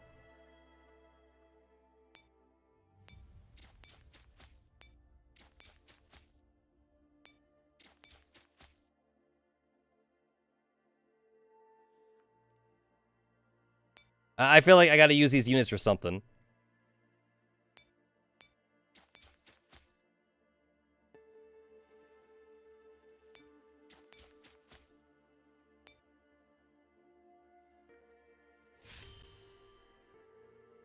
It seems more annoying to go through the sides, so I'm just gonna go straight through the center.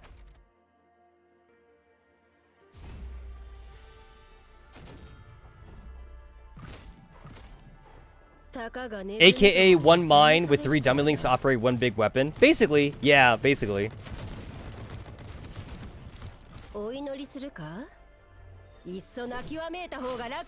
It's like 3 dummy links, but like all the dummy links don't look the same though. So it's like having like extra dummy links, but each dummy link, you gave them a costume. Oh, that'd be kind of sick actually.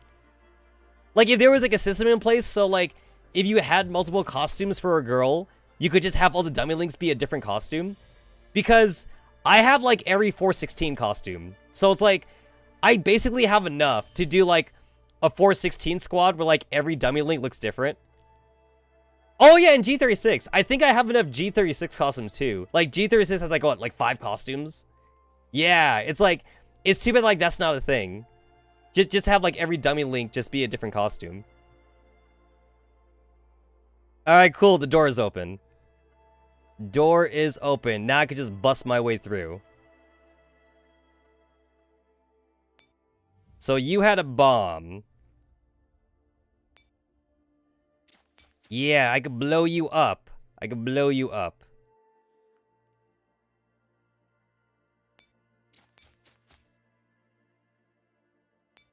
Shit, I can't see. I can't see.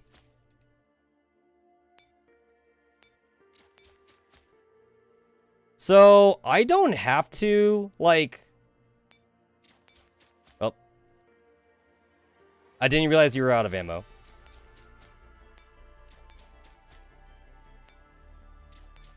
Okay, I definitely don't have to, like, utilize all my Hawks.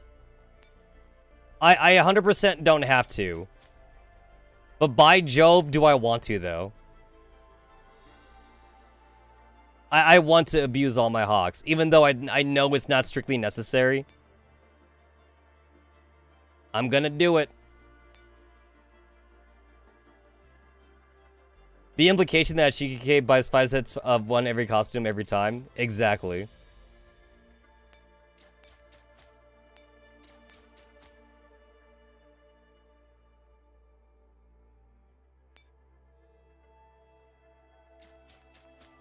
I will waste the extra action points just to drag the Hawks around.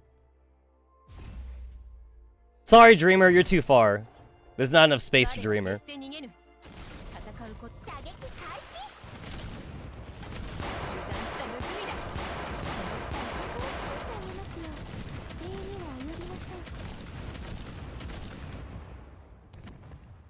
Dang, KSVK, you're so loud. You're so loud.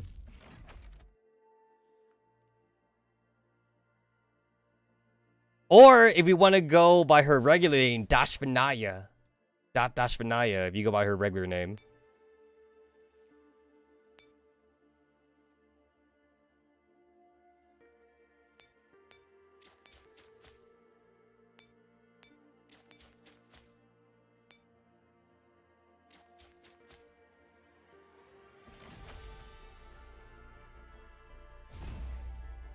AT4 looks cute. She looks the cutest.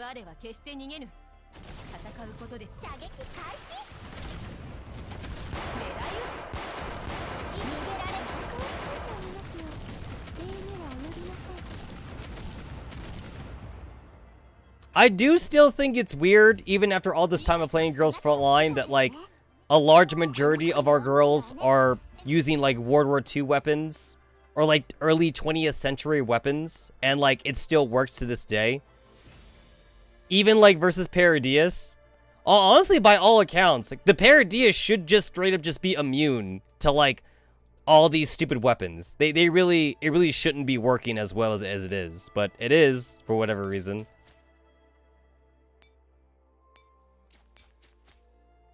They shouldn't be working.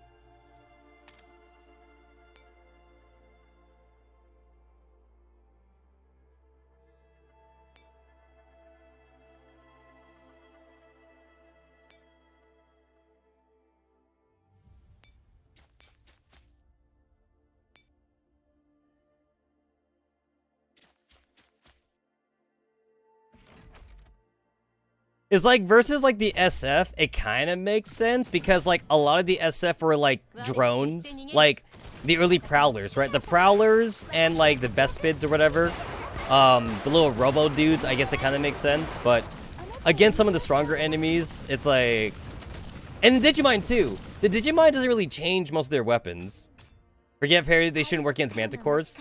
Yo, forget the Manticores. They shouldn't work against the KCCO with the tanks. They shouldn't be working against like those roller tank things. And yet, we were using like gunboats. We were using the handgun, right? One handgun to blow up like one tank or whatever like that, you know?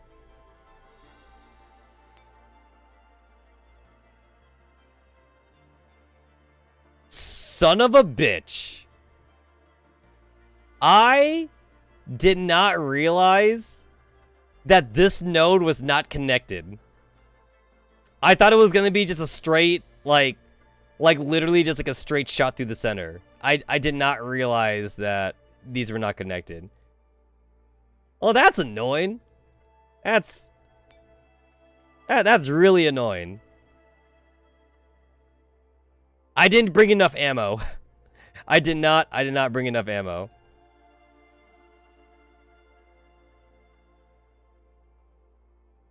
That means I actually have a reason to bring Dreamer if I want now. I could blow up one of these assholes, and I'm definitely gonna do that. I am gonna blow one of them up. Whoopsie. Didn't mean to do that.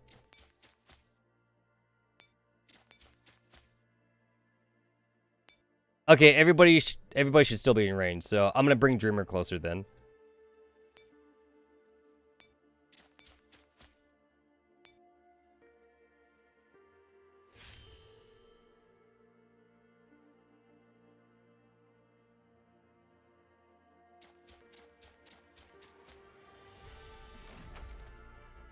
Alright, cool. I'll blow up the one dude, and then I'll just blow up the other guy.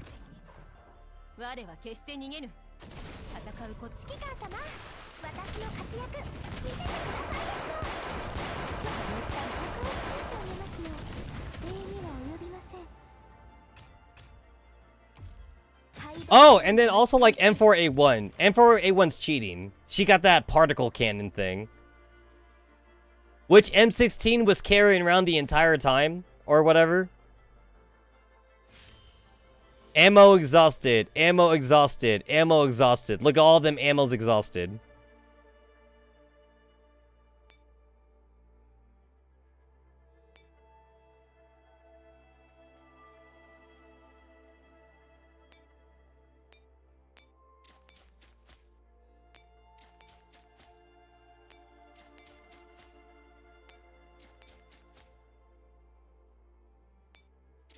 Aha! I can bomb my way through.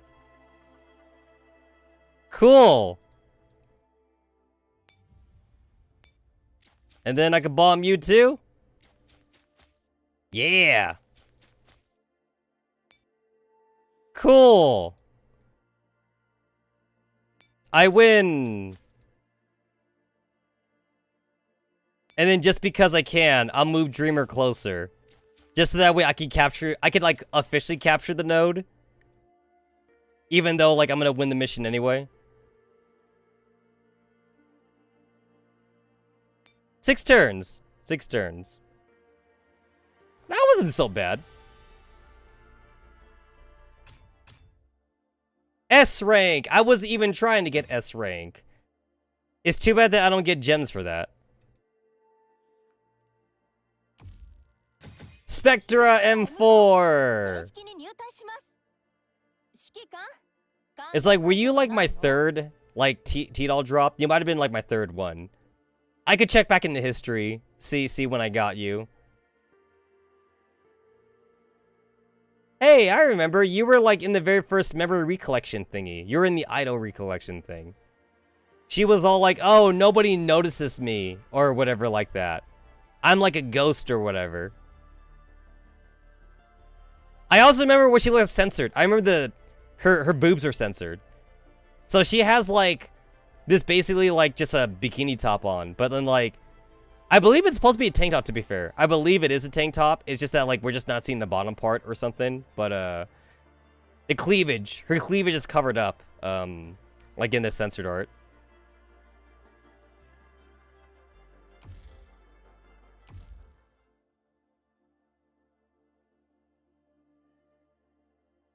Oh, cool. It's an XMA chapter.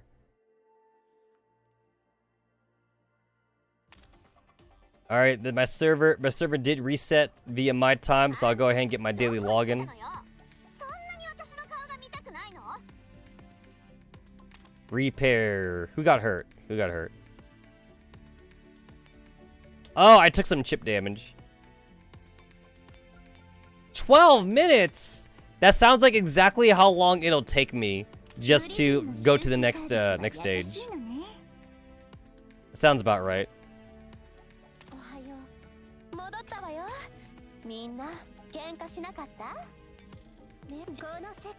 I remember I did use FAO a lot when I first started playing the game, because FAO is like the freebie 5-star you get when you first start, or when you buy something. She's that free 5-star. I remember in the very beginning though, it wasn't FAO that you got actually for like spending money on the game. They changed it. It actually used to be Springfield. So Springfield is the, you know, the 4-star rifle. So if you spent money in the game, you would get a free Springfield instead. Which is kind of funny because, like, now in the career quest for new players, you get a level 70 ×4 dummy Springfield for free just by playing the game. But back in the day, though, you had to pay money to get Springfield. Yeah. Back in the good old days. Or the bad old days. Back in the bad old days.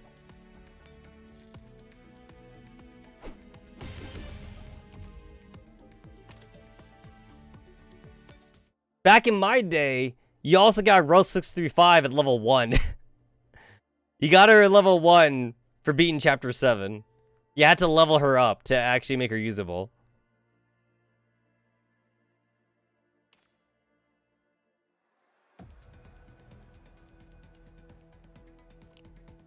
I always thought it was fancy to, like, see, like, an ink cartridge or, like, an ink bottle on, like, an office desk. Because it is an ink bottle. That means people are using those ink pens that you had to, like, suck up the ink with. I've always wanted to use I always wanted to buy and use one of those pens, and I actually did watch a YouTube video on, like, how to use those pens. It's not straightforward. It's not like a ballpoint pen. In order to use, like, those ink pens, you could only write with it with your pen in, like, one direction, and you have to apply pressure at an angle to allow the ink to flow or something like that. Also, it's very messy. It's, like, super messy, actually. And if you get ink on your clothes or, like, on your hands, it's really hard to come out. So it's like, honestly, ballpoint pens were, like, such an amazing invention. Like, rather than, like, these ink bottle pens that people were using, like, in the early, like, you know, in the early, like, 15th, 16th centuries and whatever. Ballpoint pens was such a great invention. And the thing is that, like, these ink pens, like, this was already a really good invention because people were using feathers. And the feathers, you had to keep on, like, dipping it in the ink, like, every, like, 5 seconds. So the ink pens were honestly, like, a revolutionary design. And then the ballpoint pen was just a better way to write without ever actually having to, like, refill it or whatever like that.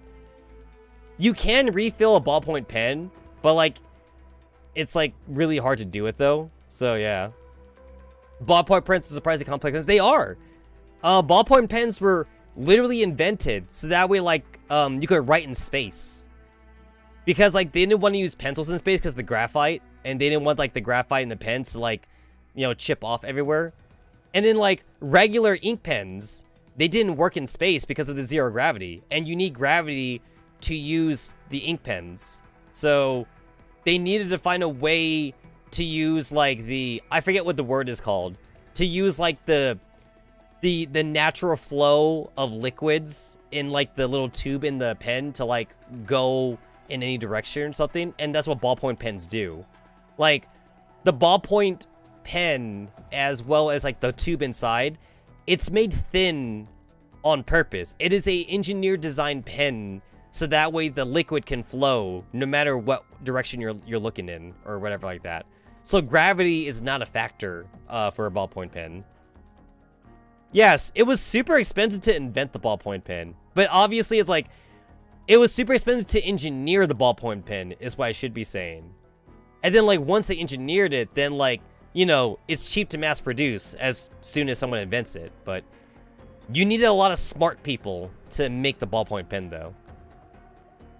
It's kind of funny, right? It's like, you need a bunch of smart people to, like, make a computer. But then, like, once you have the parts for it, though, anybody can put together a computer as long as they have the instructions for it. But you need, like, the first very smart person to, like, you know, to actually invent it. Inventing's hard, but construction's easy. You just need the blueprints. An abandoned outpost on the edge of the red zone. XM8 is sitting on a table, idly kicking her legs.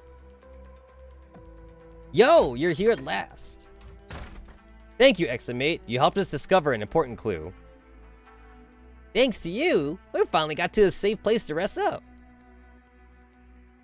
You know what? This is actually a bad background.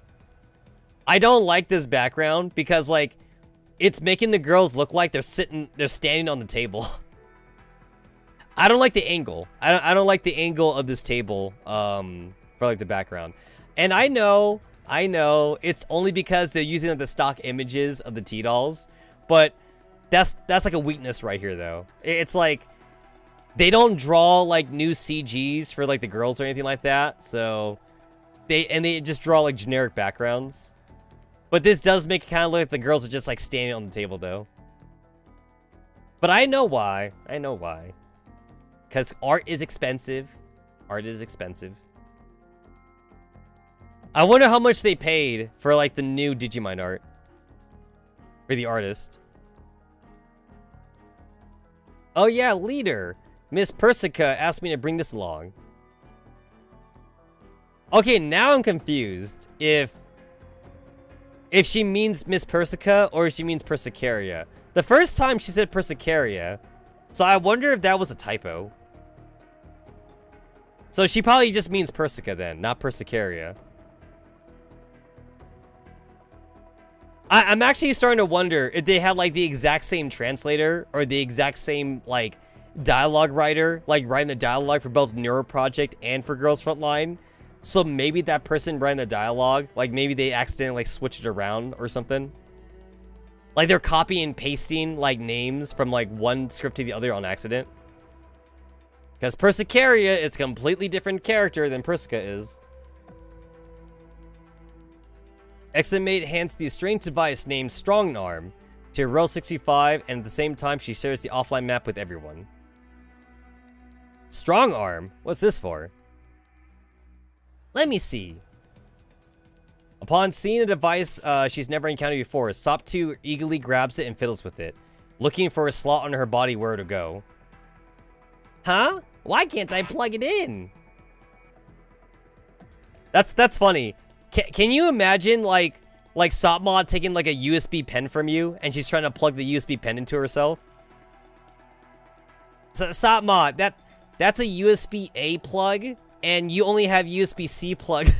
Yeah, you have a Sopmod would be like USB-C, but you have like a USB-A like driver or something like that. Sopmod would be incompatible with your thumb drive. Maybe Miss Persica didn't prepare it for you. Humph! Then who's it meant for? Rel 65 takes the strange little device from Sop2, but she can't fathom its uses either. Eximate, did Miss Persica say anything about this strong arm? Nope, she said you'll understand once you got it. Alright then, I'll hold on to it. Rel 65 seems to have an inkling, but right now she doesn't have time to think about it. Instead, she picks up her communicator. This is Umbrella, hailing all squads on Task Force ANS. Nitrogen here? Are there any new mission developments? Yeah, let's wait till everyone's gathered first. Squad Ferrum joins the channel. What is it now? Squad Ferrum is here. Good, we're all here. I'll contact the commander now. Roger. Ro, any news? A familiar voice speaks through the comms. We've approached the vicinity of the Black Zone. The radiation level there is abnormally high. That's why I was hoping we could conduct a strategic meeting first. Please outline the current situation. We verified Marido's trail. She was originally a companion by Gray and Grigg on her way towards the Black Zone. However, because our shadow was spotted, Gray and Grigg stayed behind to buy time for Marido to flee. According to Squad Nitrogen's most recent report, Marido has boarded a truck and entered the Dead Zone. In other words, we are also about to enter the Dead Sea. On the shared tactical and sand table, Row 65 plants a flag in the middle of the patch of blackness that represents the Black Sea. The mood in the air instantly turns somber. Once we proceed, our comms will be severely impeded. This would be a great trial for our coordination. But we haven't even played chess together. How are we going to coordinate with each other? Haha, you took the words right out of my mouth. You can shut up now. Oh my god, I remember! Architect actually has a chessboard in her little room. Yeah, I remember that. I think, like, you get a glimpse of it, like, during the little CG picture, in the Christmas event or something. Yeah, Architect actually has like a chessboard. I just thought about that just now. It was either like a chess or a checkers board. She had a board game in her room, I remember. Her little like house arrest room, I should say.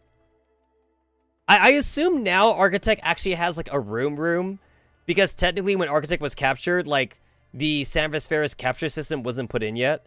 But now that like we actually have like a ringleader dorm, so we have a ringleader dorm, so Architect probably has like a real room now. And I assume she's like roomies with Geiger or some shit like that. I don't know. Hey, pipe down, you two. The commander and Ro giving a briefing. Chessmaster has brought up a problem that we have to tackle. We're all from different squads, and we're put together at the short notice. We haven't had any practice working together, so it's hard to tell if we can coordinate well. I mean, they have to. I mean, we have it via gameplay, so I would assume that, like, since we have it in gameplay, we gotta have it in lore. Also, we kind of saw a little bit of it, like, in the Jashin-sama collaboration. And Mika does say that the collaborations are canon, which we all know is bullshit, but, you know, we're just gonna take their word for it that the collaborations are canon, but we totally know, like, they're technically not canon. But whatever. The dorms did exist in the Jashin Dropkick Chan collaboration. And I think that's the only time we've seen them. We only saw them in that. I don't think we've seen the dorms via any other way in the story. Or even like in a side event or something. Huh. Come to think of it, I think the Jashin Dropkick collab was also the only time too where we actually got like the ringleaders as like main characters for like a side story.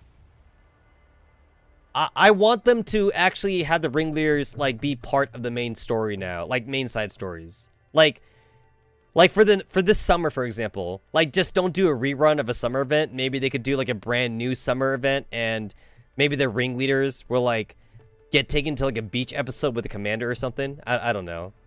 I can see that happening too. Like the commander like wants to reward all the ringleaders, so he's gonna take them to like the beach or something, and like, you know, like they're gonna be in swimsuits or whatever, and then like Anti-Rain's gonna have a problem with it.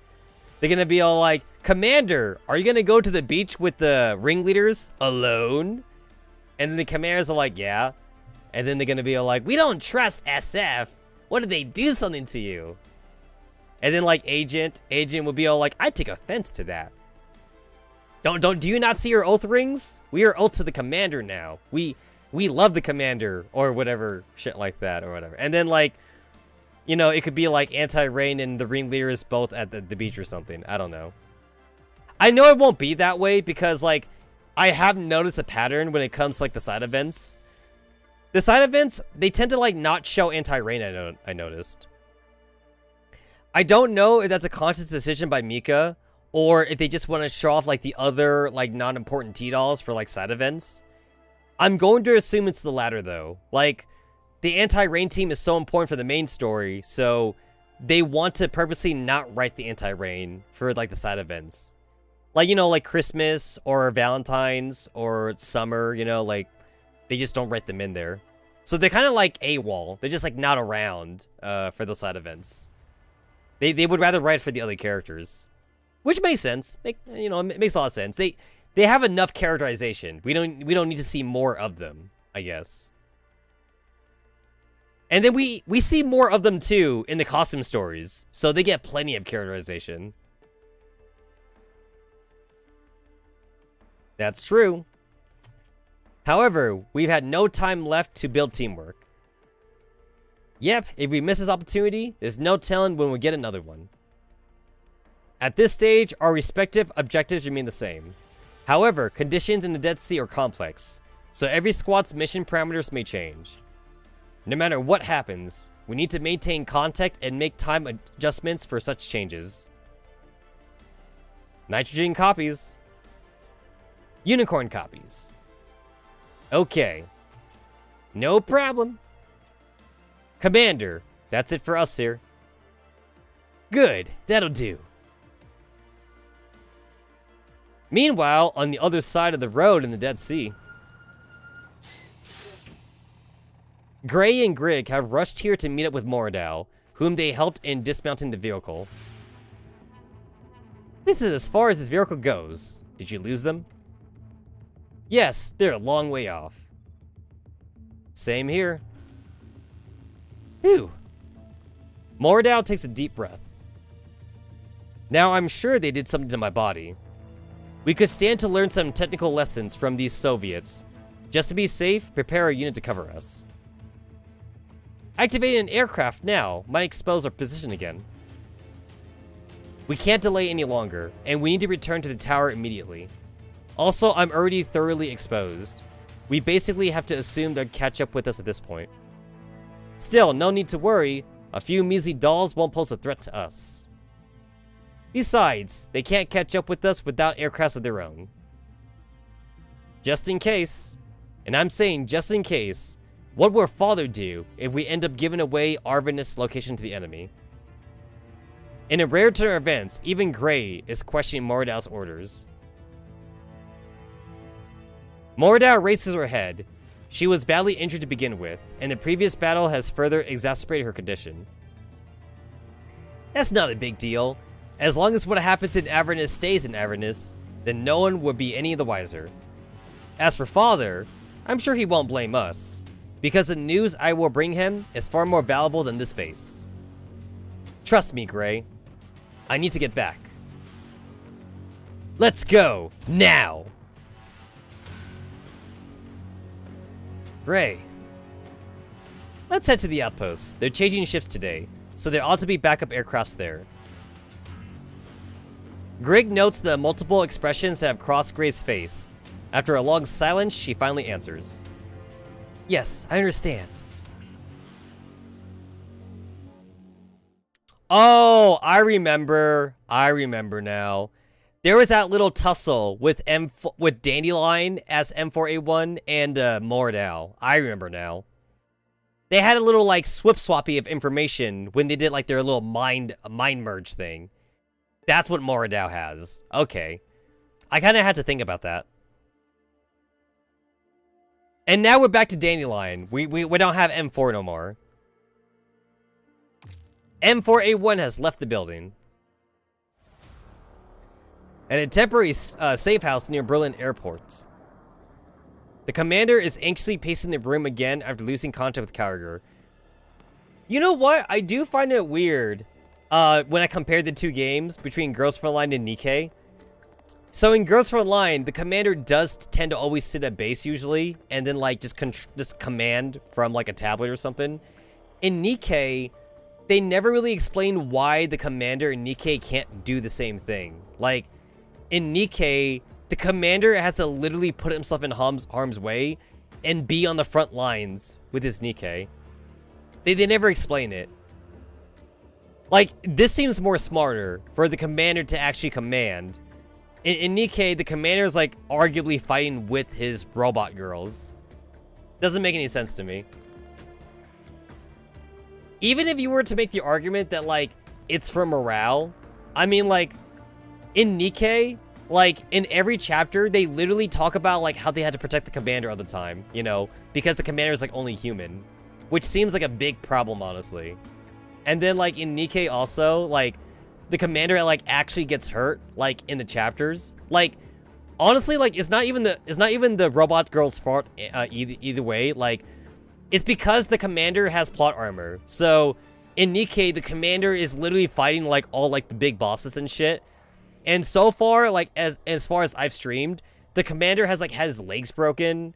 The commander, like, had his ribs broken and shit. Like, the commander keeps getting hurt because he has to be in the front lines with his Nikkei robot girls. In Girls Frontline, though, it's actually an exception when the commander gets hurt, because the commander is usually not supposed to be on the front lines in Girls Frontline.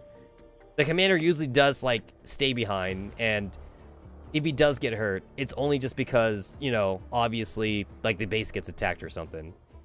So, Like when the commander like got hit in singularity, right? And then the commander got kidnapped by the Nitos. Like that was an exception, you know, like usually the commander's not getting kidnapped all the time or whatever.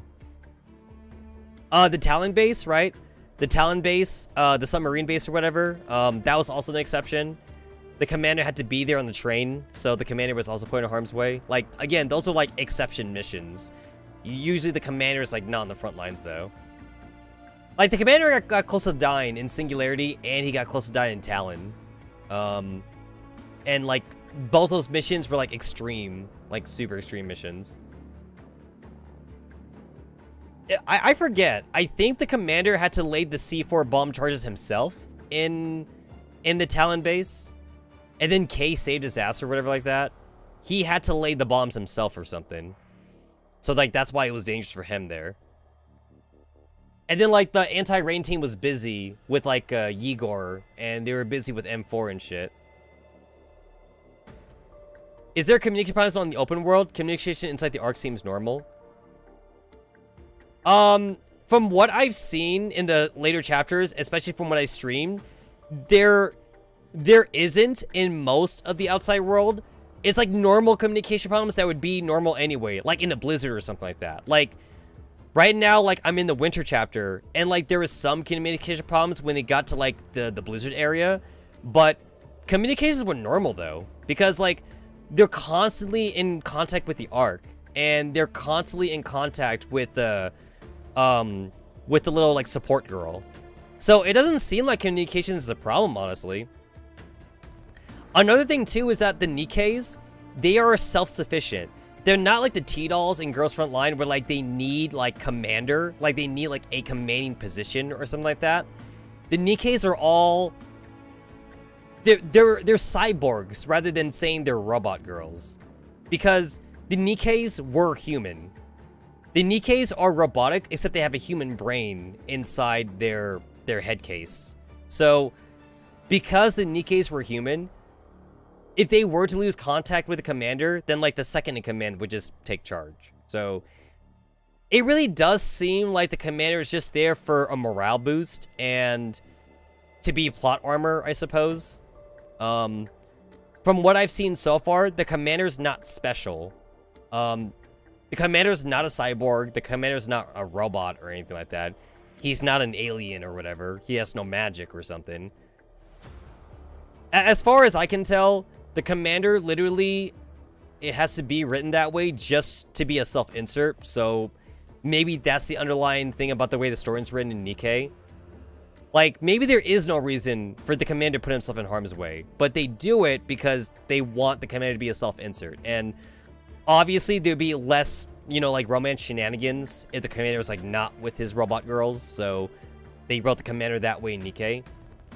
And Nikke is more... it's more romantic than Girls Frontline is, I'll definitely say.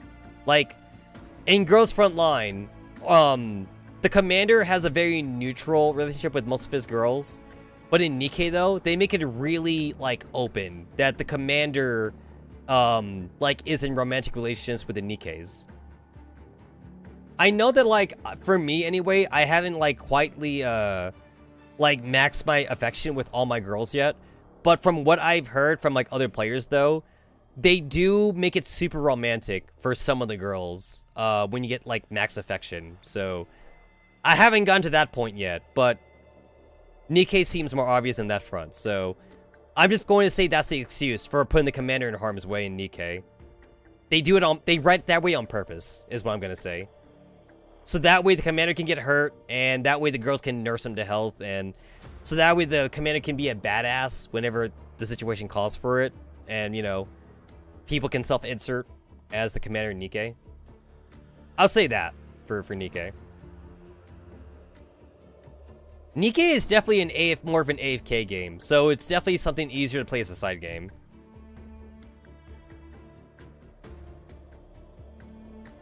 After a few rounds of going back and forth, the commander finally comes to a halt. Have K-Bar contact the Earl. Got it. Sometime later. Click. What a coincidence. I was planning to contact you myself, Commander. Sir, I need your help.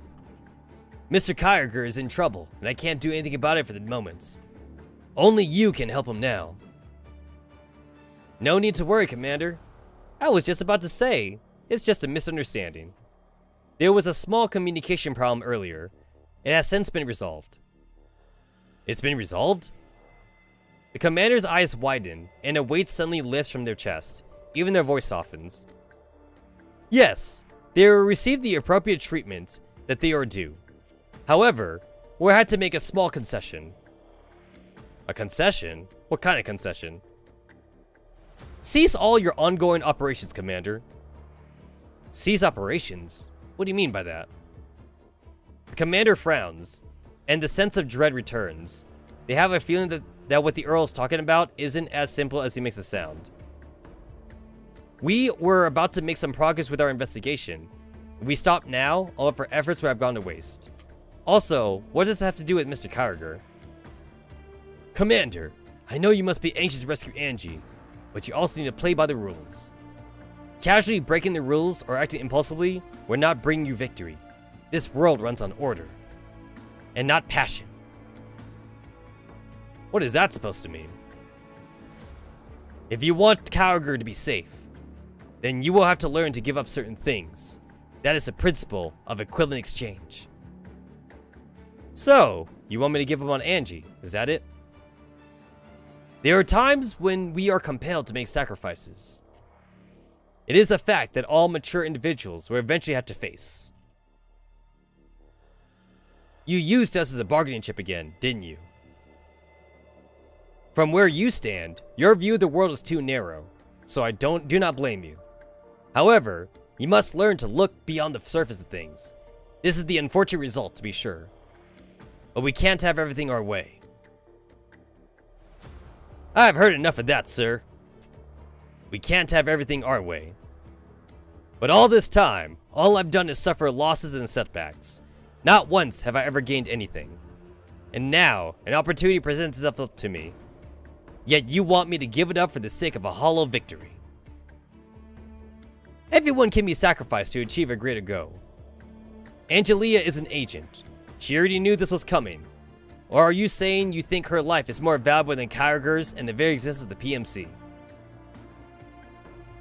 Everyone can be sacrificed, you say. Then why Angie? Sacrifices have never been partial to anyone. Anyone can be a sacrifice. What gives you the right to decide who is to be sacrificed? Don't miss the forest for the trees, Commander. I've lost my base, and my friends, and you want me to not get caught up in the details. Drop everything you're doing now. I'll think of a way to resolve Kyriger's situation. The Commander bites their lips, their thumbnails digging deep into a second joint of their index finger. I refuse. So, you are abandoning Kyriger and the PMC? No. I won't abandon anyone. At least not until I have to. This is not a discussion, Commander. Right now, Oh, snap! No, he didn't! Yo. No, he did not. You, sir, have just hung up on your boss. You didn't even let him finish. Commander, you son of a bitch. The transmission ends. Commander? Star 15. Did you just hang up on our big boss, Commander? Oh, yeah, he did. Oh, yes, he did. And while he was in the middle of saying something. Star 15, pack your bags. We're going to Girls Frontline 2 right now. Because in Girls Frontline 2, the Commander is a fugitive. Come to think of it, in Girls Frontline 2, from what we've seen so far in the story, the Commander is basically Angie. I think that's like the best comparison I can make. The Commander is like basically Angie in Girls Frontline 2. I guess I did. I think it was an accident. Like, we had a bad signal or something. Yo, Dandelion Dandelion best waifu. She covering us. It's not often that we agree. The commander turns off the comms, then sighs heavily. Now nobody can call this operation. Commander, the ANS conference room is paging you.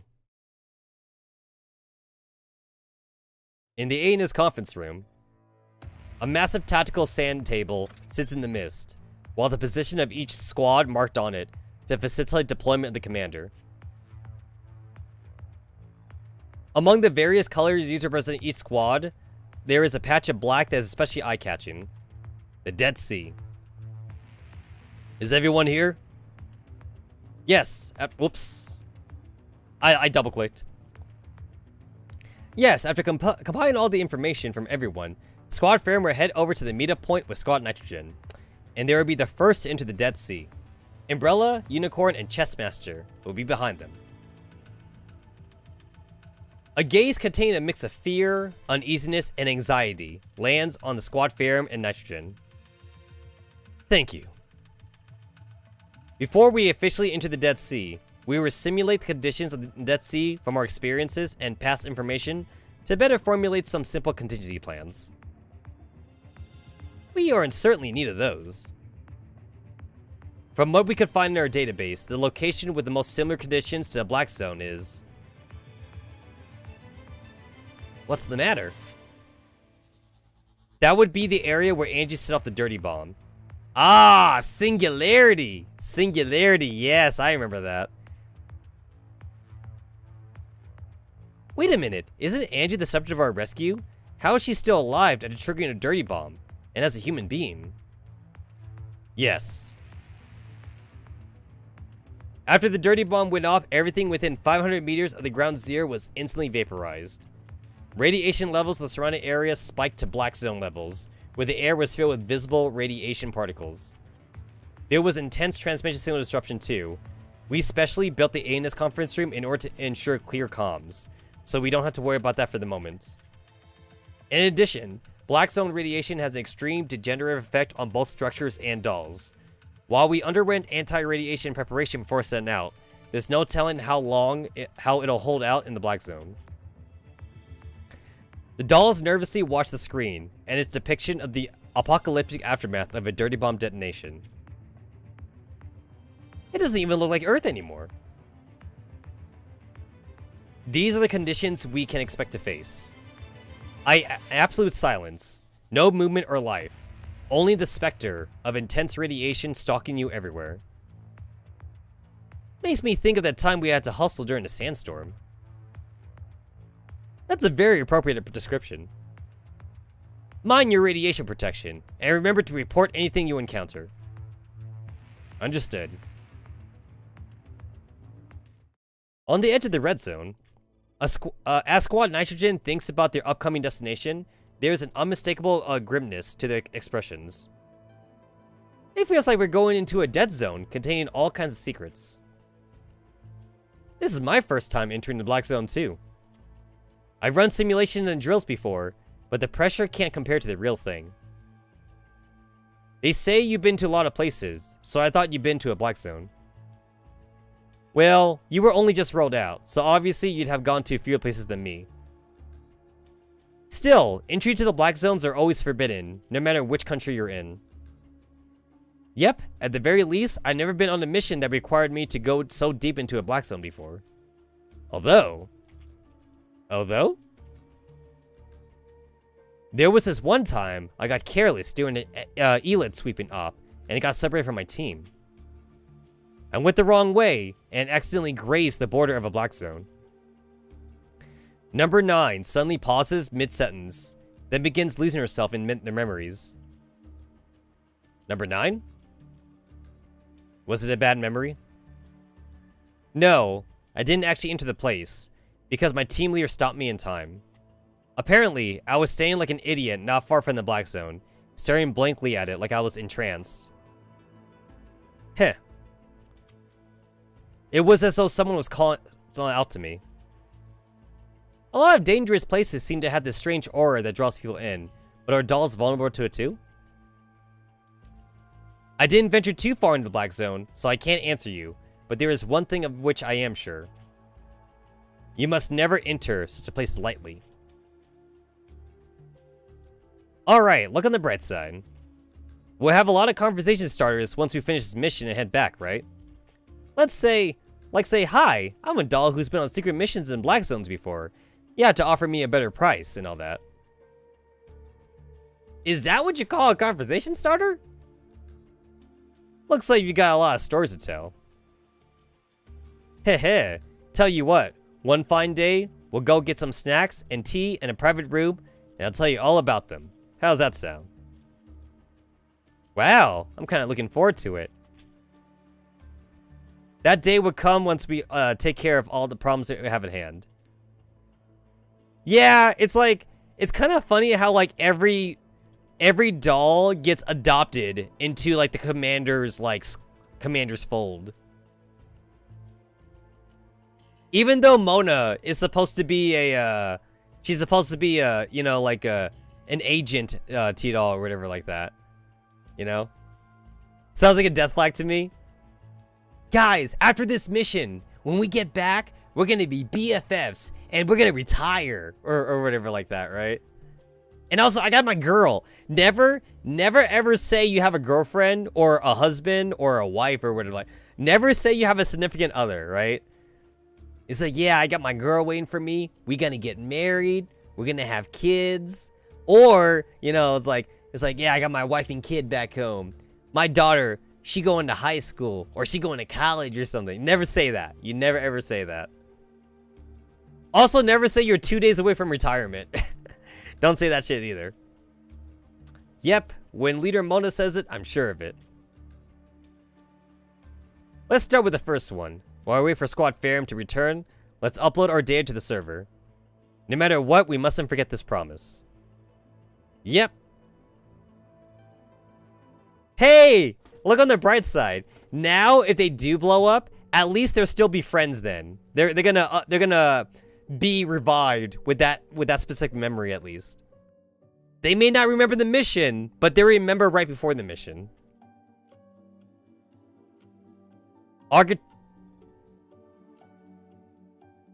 Oh, I was not expecting like a music change. Huh.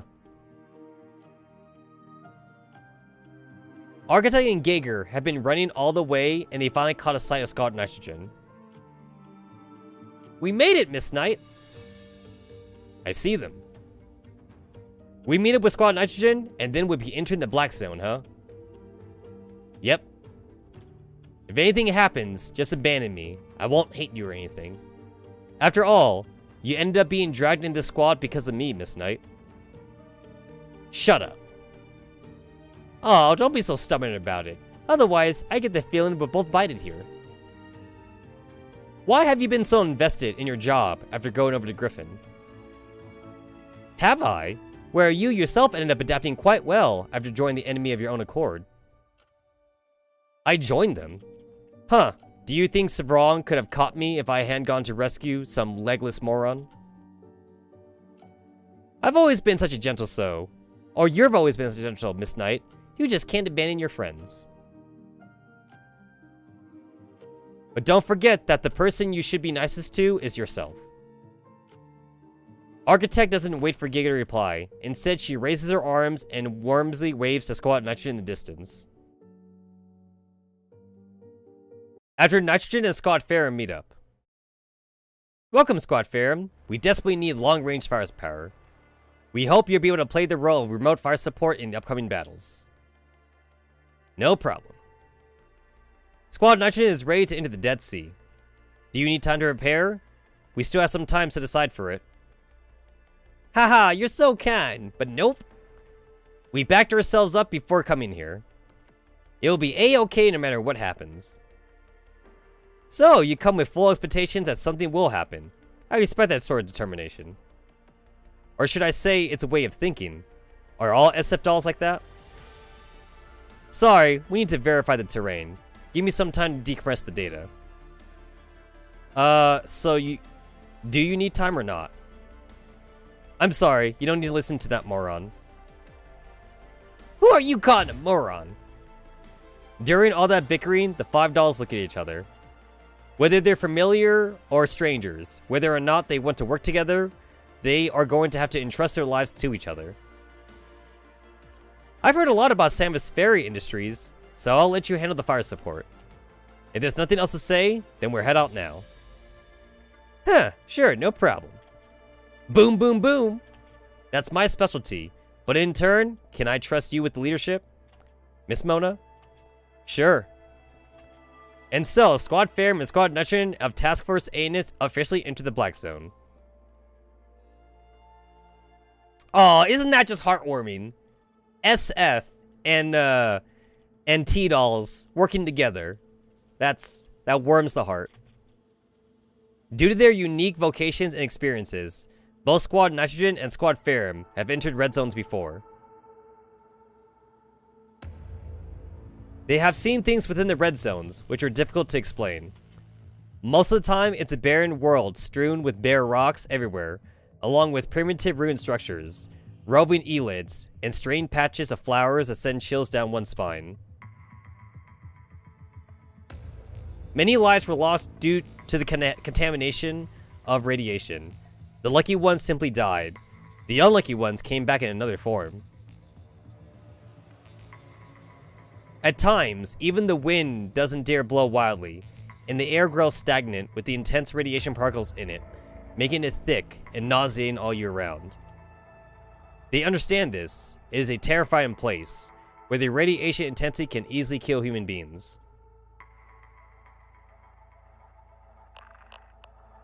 Even so, despite knowing all this, despite knowing all this, things feel completely different the moment they enter the Black Zone. Ugh. Rhino can feel a chill crawling up her spine. Every step she takes makes her head feel light, as though she could faint at any moment. Is this the sense of pressure you were talking about? Number 9 has been quiet ever since she entered the Black Zone. The devices on her head twitch unnaturally, as if to convey her anxiety. This is what I saw back then, when I was standing on the edge. She and Mona were walking at the front of their group. They haven't encountered any enemies yet, but they're already high-strung. Should I say it's surprising that there's still some life in this place? Don't make stupid jokes like that, Miss Knight. I feel like I'm going to puke. They find it hard to describe the kind of world they're in. The omnipresent darkness stretches out as far as the eye can see. Ominous-looking green crystal formations protrude from the ground. Massive stones spike gleam with a profound light. Every step they take lands inside a sticky fluid. Radiation particles are everywhere. They have clumped up, becoming visible to the naked eye as they settle in low-lying places around them. They look like stubborn mildew, clinging desperately to the terrain. And if one looks at them for too long, one might even start to imagine that they are breathing. The eerie green mixed in with the jet black of the rocks is grotesque and terrifying. Stop staring. Stay focused. It feels bad. I can almost feel them growing inside me. Don't say scary things like that, okay? You can wash it off when you go back. Think of it as growing mushrooms. That's not much better either. In addition, the wind here isn't silent. It roars and it howls as it coils around the dolls. It's as though someone who died of hatred poured all their strength into one last vengeful curse. Also, do you get the feeling that someone is talking to us? It's the wind. Really? But... Rhino, you're an investigator of the unusual, so you're more sensitive to the environment than we are. So perhaps it might seem particularly obvious to you, but don't worry, it won't cause any real problems. Okay. Ah, this is such a drag. Why don't I tell a joke to cheer everyone up? Don't do unnecessary things. But it's not good for everyone to be so wound up so tight. Do you know why some human butts make extra loud noises when you spank them? Why is that? Architect's forced cheeriness seems to have put the dolls at ease for a moment, but just then, all the dolls tense up again. Put your hands up! Get down! In the distance, a sudden gust of wind blows a bank of green fog towards the dolls. As it draws closer, the dolls can see figures within the fog. They look like humans, but also like a bundle of ugly tree roots, all knot together, or like shadows cast by leaves at night. Whatever they are, they're rushing towards the dolls at top speed. Halt! Clack, clack, clack. The extremely tense dolls disengage their weapon safeties and take aim at the figures in the fog. Stay back! Rhino, the most sensitive to her environment, fires the first shot. It is soon followed by more shots. A stream of gunfire fills the air. Don't fire blindly. Pull back first. The dolls avoid the onslaught of the fog with great difficulty, like they're wading through a swamp. But the creepiest thing is that the fog is moving much faster than them. Soon, the dolls and the fog and the fiendish figures within wash over the dolls. No! Calm down. Rhino collapses to the ground in despair and squeezes her eyes shut, not daring to look at the ominous shapes. It's just an illusion caused by the fog, Rhino. Given the way they're positioned with free gunshots, I know, right? I know. Phew, I was so scared I nearly blue screened back there. It's nice to know that even in the future, we still get blue screens of death. It's just fog. Rhino opens her eyes. They are now inside the green fog. But there are no mysterious figures hidden within. Soon, the fog leaves them, flowing towards an unknown direction. Huh? Let's stop here and take a break. I'll give Ro a set trip. If Chessmaster gets the coordinates we provided, we should be able to get a wealth of data from it. That may even cut our travel time down. That would be super helpful. Elsewhere, Gray and company are dashing at top speed. How much longer to the outpost? It's still some distance away. The sound of intense gunfire comes from afar.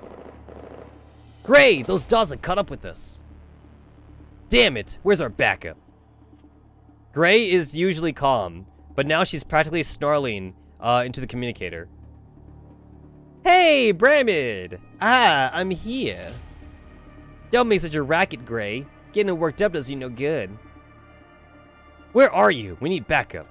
Our tails are following us too closely. Oh, I know that, but what's the point of you constantly rushing me? It'll take some time for me to get there, you know. You've taken enough time to run to and from Avernus 3 times already. Really now? That's strange. Why does this route feel so long today? Right, enough chit-chat. I'm going to focus on running now. See you soon. She disconnects the call in such a rush. It almost feels like she's hiding her uncontrollable laughter. Gray. Gray grinds her teeth. Looks like our backup isn't coming. Now isn't the time for despair. We need to get to the aircrafts. The most recent patrol is... Gray, we can't allow them to catch up with us. I'll go intercept them. But you're hurt, and further combat will be too much of a strain for you. I'm fine. If we let them get too far in, you'll be scolded by father. Bramid is enjoying this too much. I know, right? They all hate each other. They're all bitchy, man.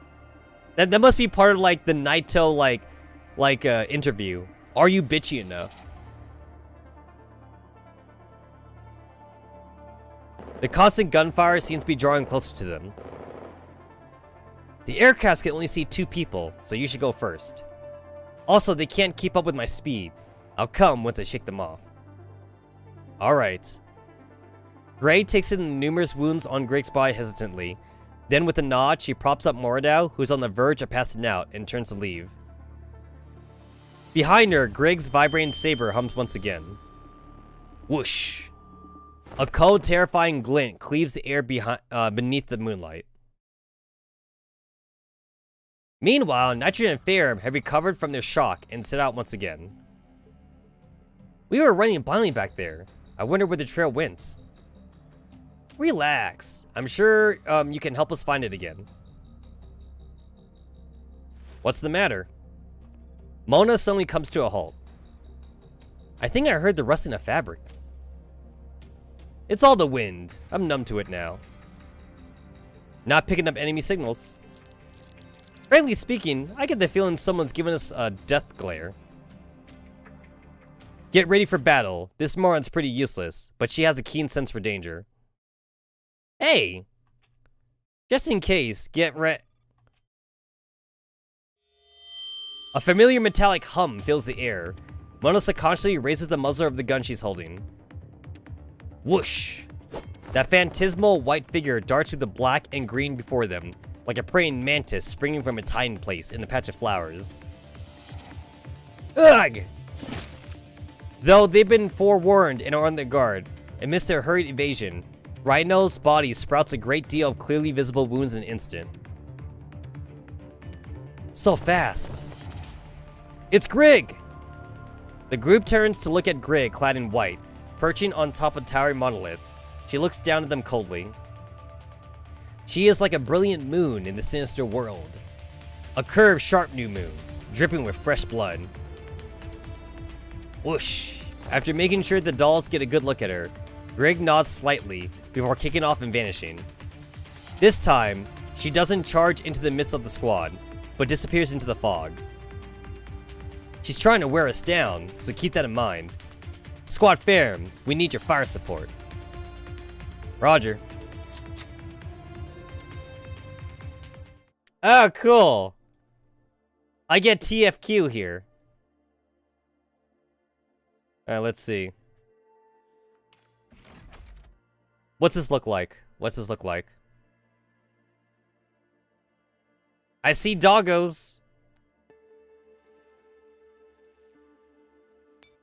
Oh, I see Strelitz. Oh, wow.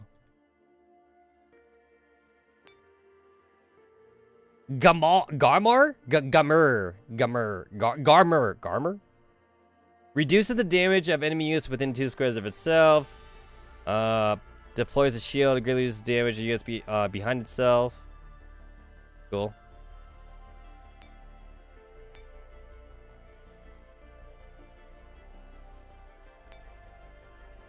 I see doggos everywhere. This unit is not affected by Goliath. Oh. I guess that makes sense. I guess it would be too easy. It'd be too easy if I could just Goliath her.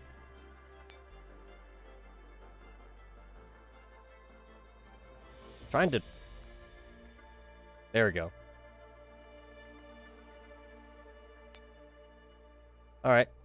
Just you.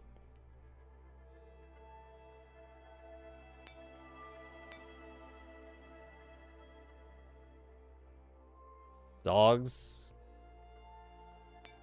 Control hub. A Paradius Physique Control can be used to control other facilities. No dogs. Alright. So, you guys don't got dogs.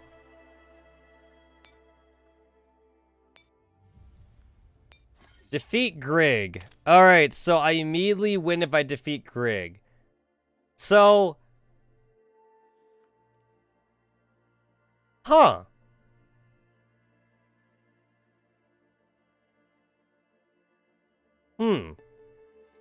I see, like, a big map, but I see that I can get to Grig right away, though.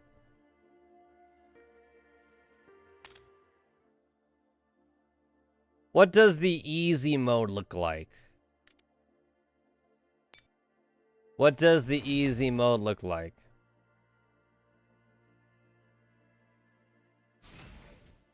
$18,000. Wow. Oh, they moved her. 6,000. Wait, are you serious? Wait. She's so weak. She's literally weaker than the mobs.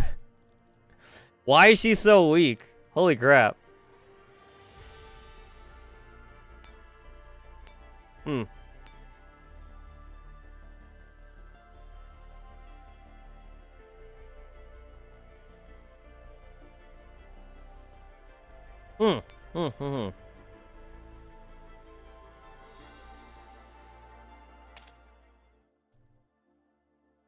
Alright, so there's a little bit of a difference. Little bit.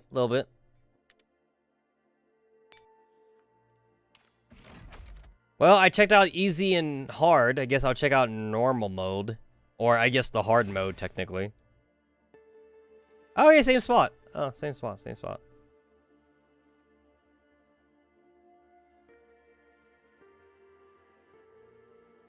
What do I get for the UX mode again? Was it even worth it? I get... This is literally worthless to me. I have all the hawks. I have all hawks. I am over the soft cap. I'm over the soft cap, and all my hawks are max leveled, and they're a max star. This pure sample literally does nothing for me. It's completely worthless to me. And then, like, when we do get a new hawk, it's gonna be, like, a theater hawk. So it's like, I'm really, like, not hurting for samples.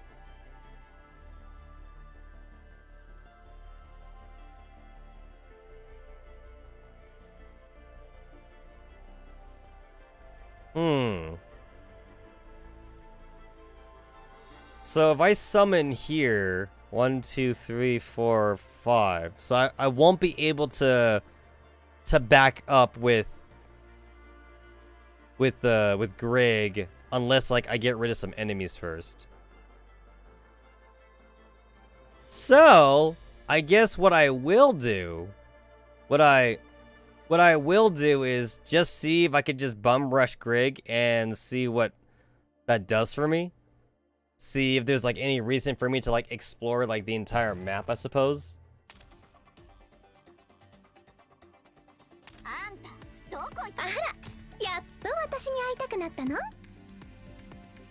So I was right. That did take me around like almost like 15 minutes just to get through that that chapter thing. Since like it was like 14 minutes to repair all my T-dolls or all my coalition, whatever.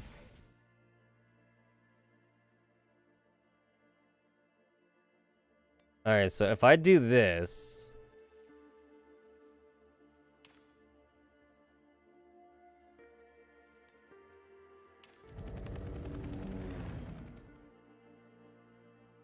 if I do this,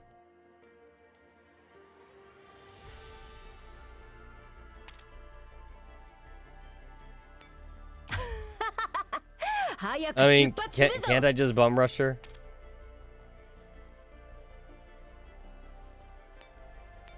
During this stage, the first 3 moves is called Nitrogen Mix will not cost any AP. Got it. I mean, we're kind of blocked off from here, so unless they expect me to fight this with Squad Nitrogen, I don't see that happening. Or I guess they do.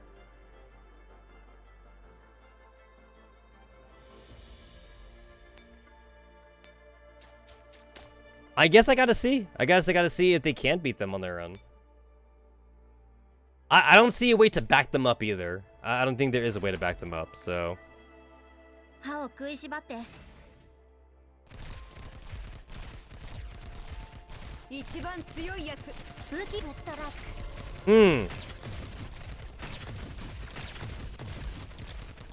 Yeah, things are not working too well.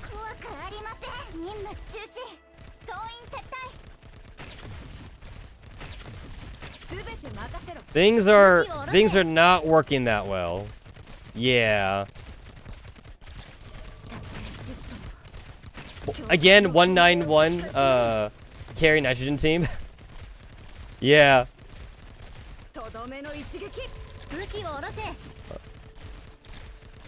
Let's see, let me see.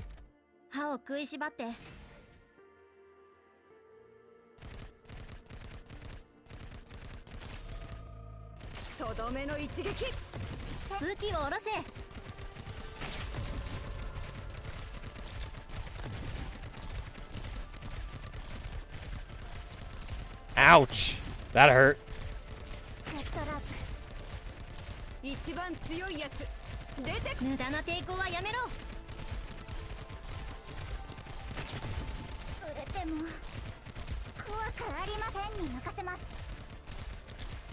Dodge some shit.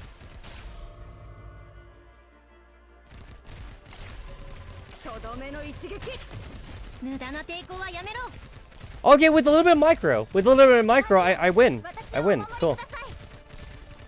A little bit of micro. A little bit of micro.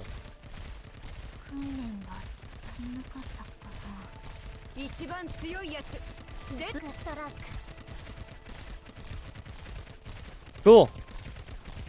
So they can win.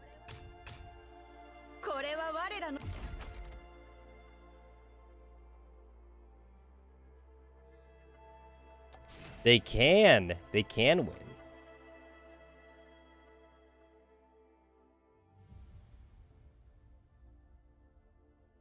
All right. Well, I was curious. I was just curious. So 1, 2, 3. That'll take me 3. So that means I should have enough to bring out Dreamer, I think.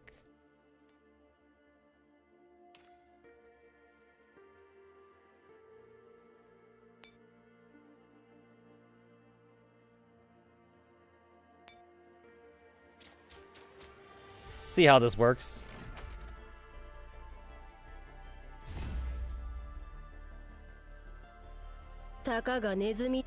Kill the doggies. Kill the doggies.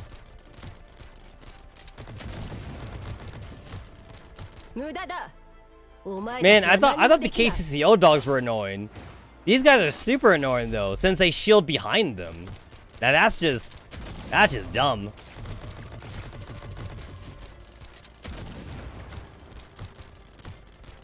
Alright, cool. That wasn't so bad. I mean, this is not the UX mode, though. This is just the EX. This is hard. This is not the nightmare. Not the nightmare mode.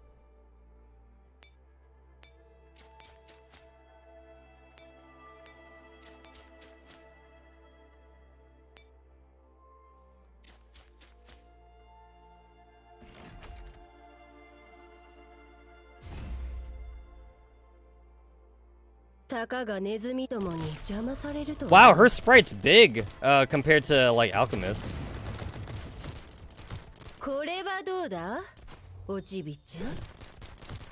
Ah, okay. All right, I see a bit of a problem here.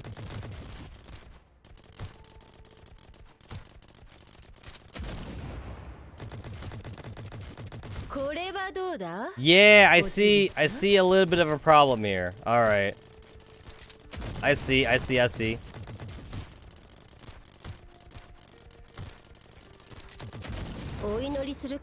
okay. So that's why you can't just bum rush Grig. You gotta do the map properly. That's why the map is so big. Okay.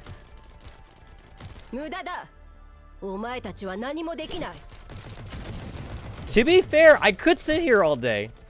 I kinda could sit here all day. It wouldn't do me any good though. Alright, I'll restart so that way like I won't lose the HP. Alright.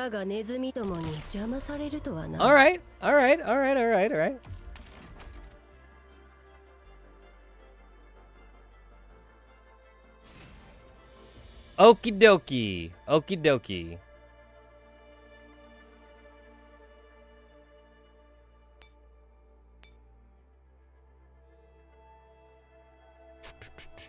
What was I gonna do? I was gonna do this.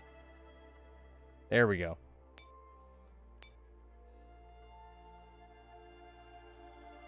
Alright, so we got some rocks right here. That's a one-way node.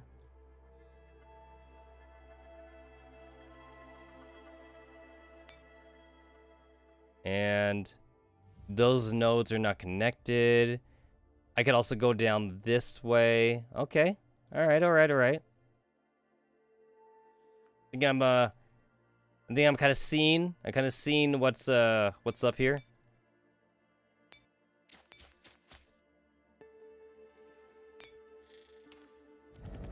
All right.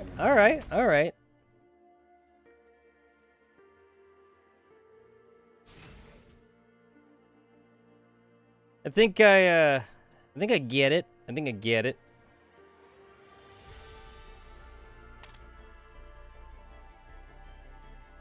All right, so if I were to summon a hawk up here, If I were to summon a hawk. I don't think it's necessary to summon a hawk. I really don't think it is. I don't believe it is.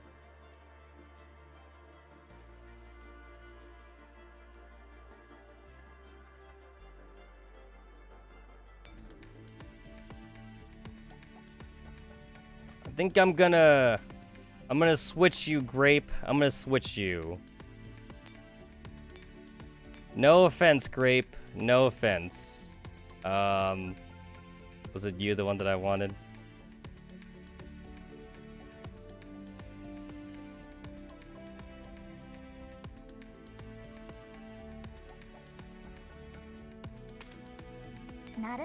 Alright, cool. Alrighty.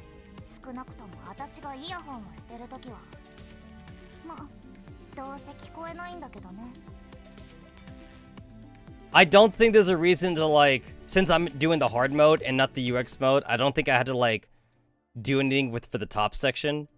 I just want to stick around with the bottom section. I think that's good enough for me, honestly.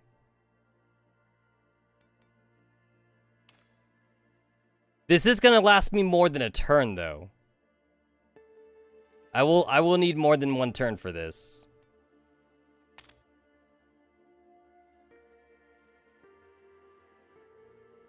So if I need more than one turn,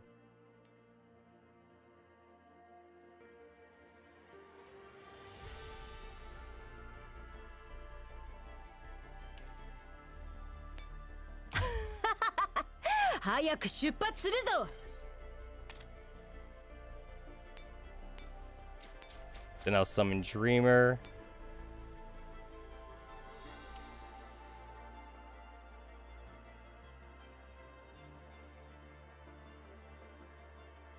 Alright, and then there's the rubble right there. Okay, I guess I do I guess I do want a hawk. I guess I do need something here. So I am gonna have to fight. I'm gonna have to fight my way through here.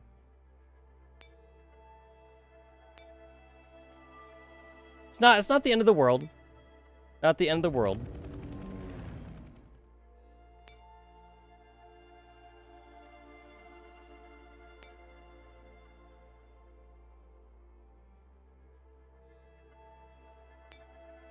Just those two should be fine, I guess.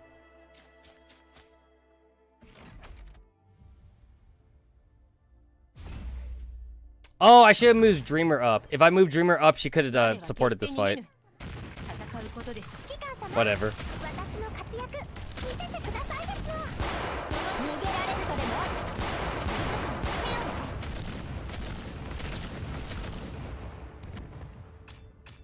Alright, cool. That wasn't so bad. Although I think I needed to actually switch Calico and Wererod, though. The dogs were kind of annoying. So I think I did need to switch them. There we go. We got the triple. We got the triple thing.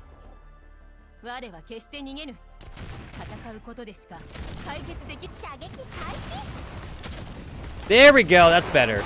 That's better. Block off some of those hits. Block it off. Block it off. That's better. That's better.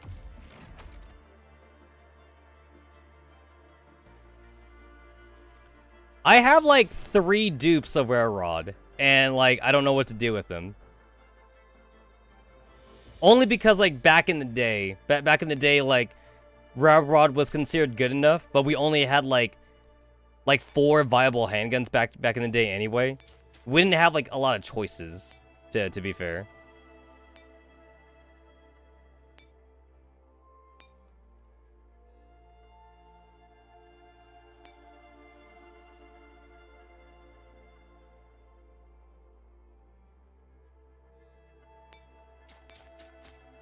That was all my action points. That was all my action points. Alright, so I guess I know I could win this fight. So I guess I'll just go ahead and just tell them to go and fight then. They could win the one fight.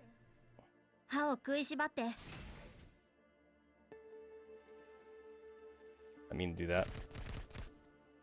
I did not mean to do that.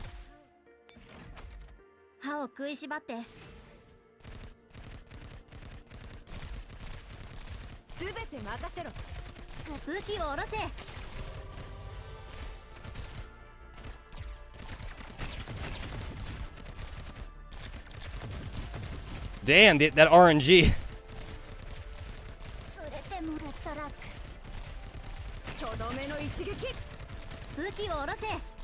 She died a lot faster that time for some reason.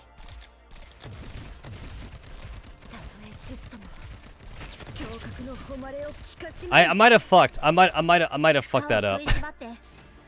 I might have fucked that up.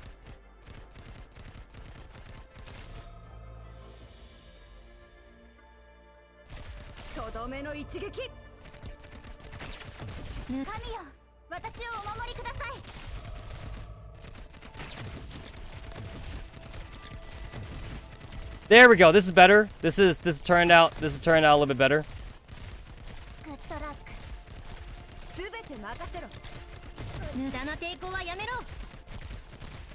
Yeah, I think this is turning out a little bit better. There we go. Okay, they're dead. All right, they're dead. They're dead. They're dead. Okay.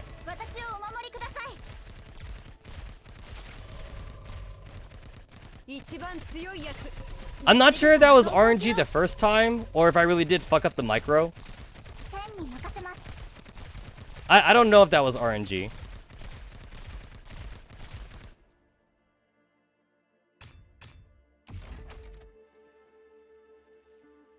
I know that my micro game is not the best. I feel like with proper micro, I could probably get nitrogen to beat both of these guys. I don't have perfect micro, but if I did have perfect micro, I could probably do it. I could probably do it with perfect micro. I don't got that though. I don't got it.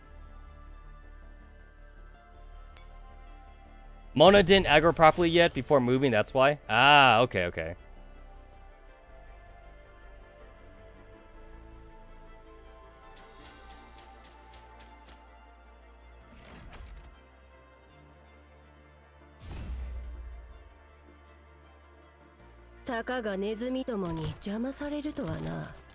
Kill the doggos! Kill the doggos!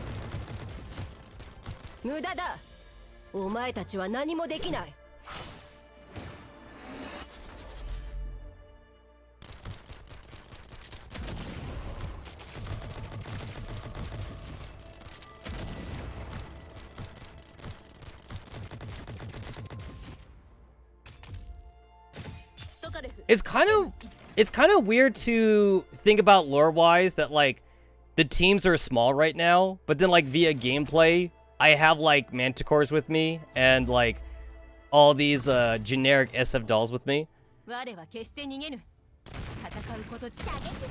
Because I'm pretty sure that, like, if Architect, if Architect and, like, Jaeger had SF with them, they probably would have said it, but they didn't. So they probably don't have them with them. It's just the girls. It's just all the ringleaders and just the main girls.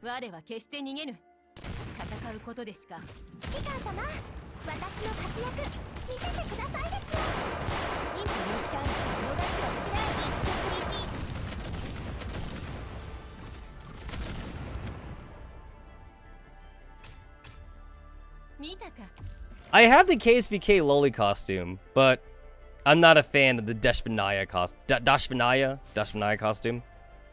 Not a fan.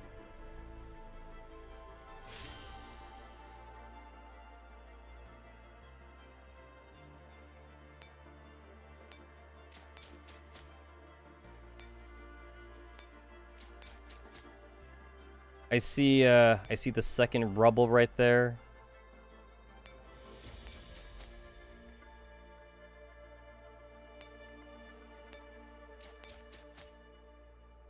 Oh, cool. Range. Cool. Blown up. Blown up. A resupply. I don't think I need to capture that heavy helipad. I don't think I need it. But This asshole is on alert, so he's not actually doing anything. So I'm gonna go ahead and capture it because I can. But I don't think I need to, but I'll do it anyway. There's no other helipad for me. So. Aha! You don't see me. You don't see me, do you?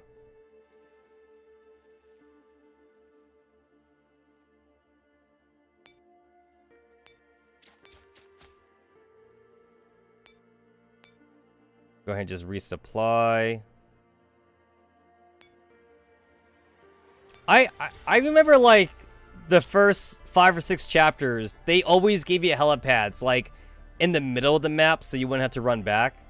I feel like it was, like, maybe, like, starting from, like, chapter 8 or 9, we were getting, like, a lot more maps where, like, the helipads only at the beginning of the map, and then there would be no helipads for, like, the rest of the map.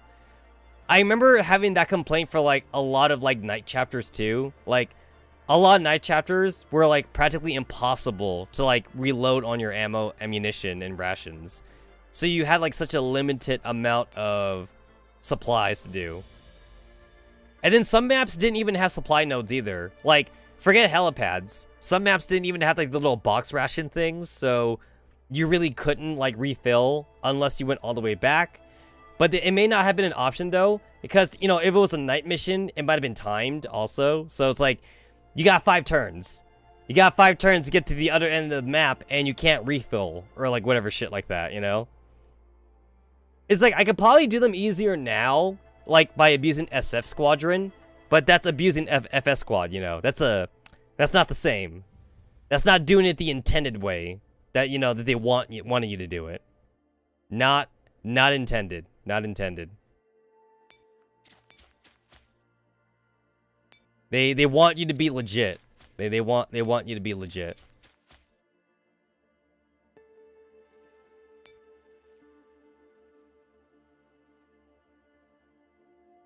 Oh, and then, like, some of the maps are, like, legit, like, RNG based, though.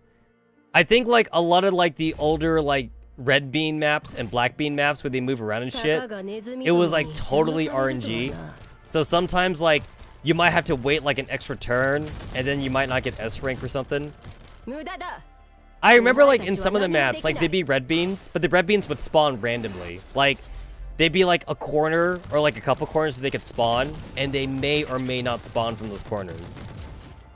And, like, they don't spawn until you hit the start button. So you literally, like, did not know where they would spawn. Those were some annoying maps. I did not like those maps at all.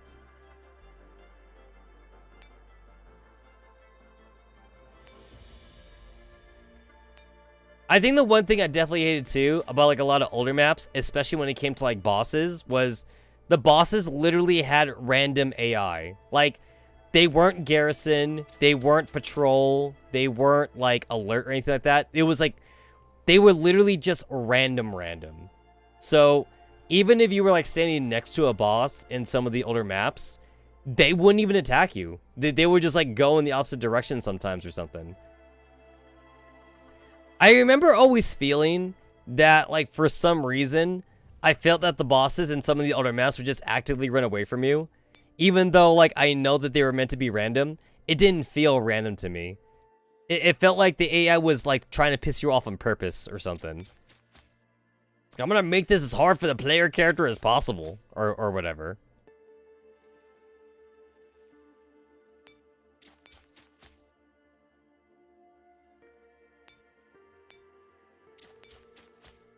Alright, cool. I'm gonna get my bomb. Get my bomb.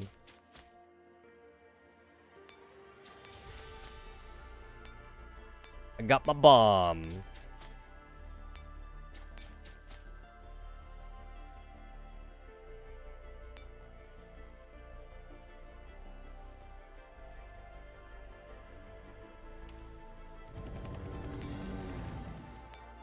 I guess I'll keep you here for refilling, I suppose.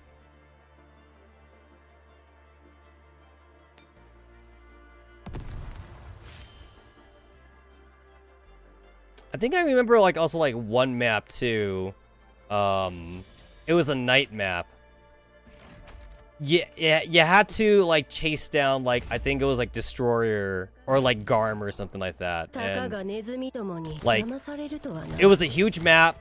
They were like literally like it was literally like at least like 50 nodes, 40 to 50 nodes, and the boss could spawn like in one of the corners. Like you start in the left-hand corner, but the boss spawns in either like the right-hand corner or like the bottom corner, and like you kind of just like had to guess like where the boss would be. Somebody made a calculator. I remember there was a calculator for this specific map too.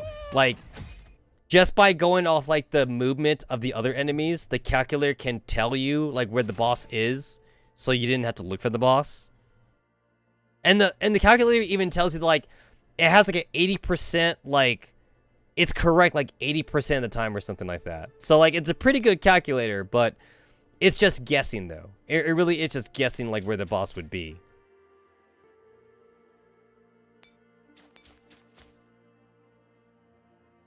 Alright, cool. You dead.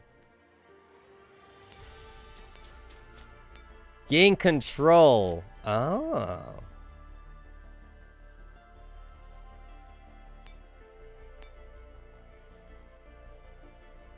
I control you now.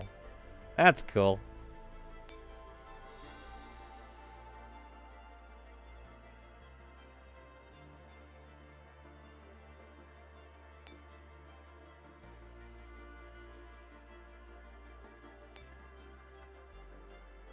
God damn, that used up all my ammo.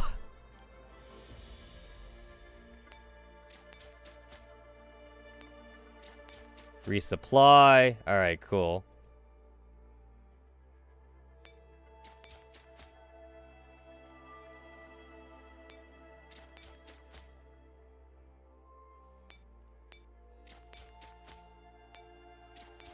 Alright, I could bring them in. I could bring them in.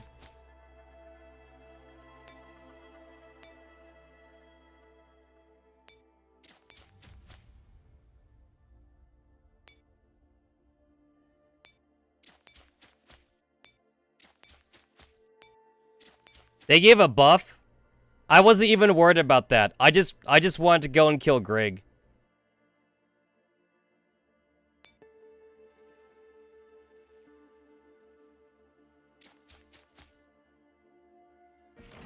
I'm on the hard mode, so like I'm not even on UX mode anyway, so I wasn't even thinking about trying to do it the correct way. Aha, no shields for you.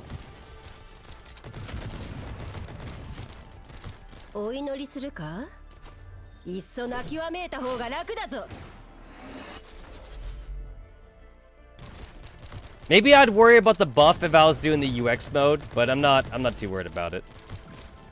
Ouch, you hurt. Damn, girl, you scary. Oh shit, that counts? Oh, that's kind of bullshit. That was part of her attack animation. That was legitimately a part of her attack animation. That's actually kind of bullshit.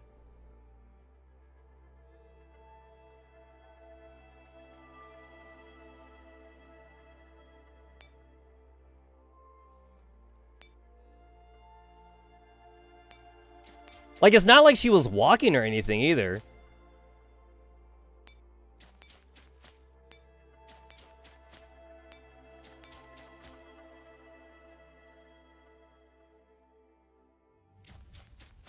But like her character model, it went off screen, so that counted.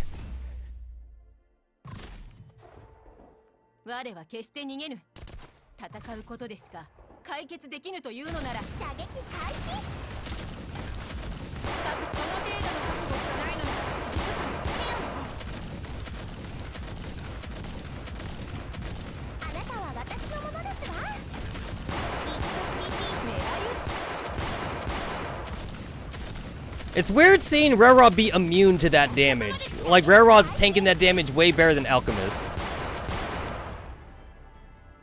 Cool.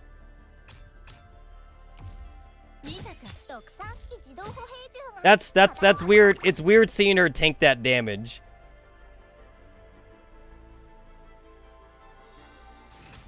She got that weird umbrella thing.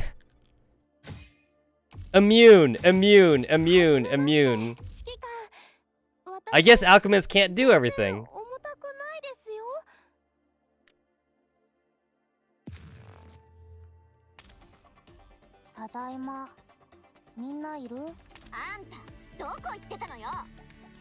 Cool. I assume that would have been way more annoying to do if I was playing UX mode.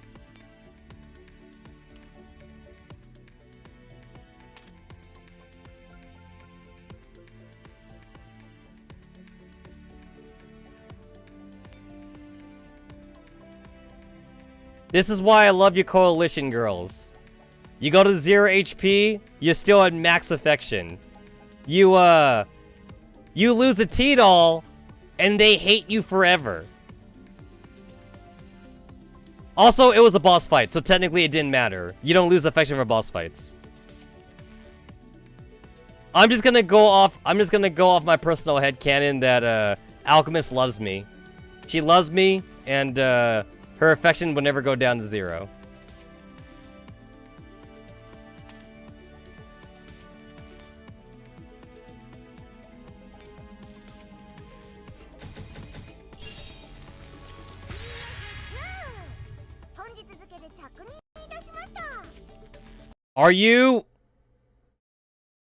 Are you fucking...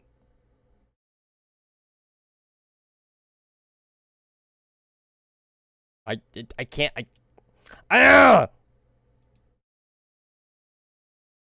Why? Why? Why?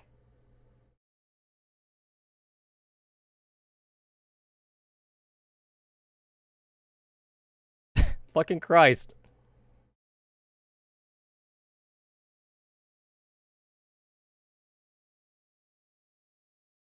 Obviously, best waifu in the game. She crashed the game. The game couldn't handle her. Could not handle the raw energy.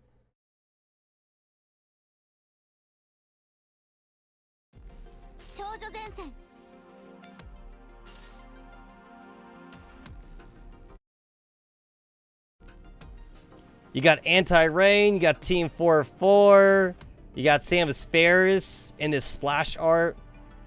Never would have thought I'd see the day. Never thought I'd see the day. Did that even save? I don't think that's saved. Oh, hell no. Oh, hell no. It didn't save because it crashed.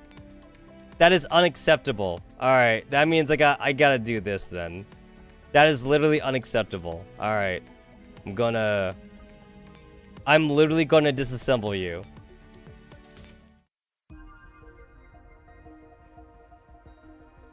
I'm literally gonna disassemble you. Because I care about getting that screenshot.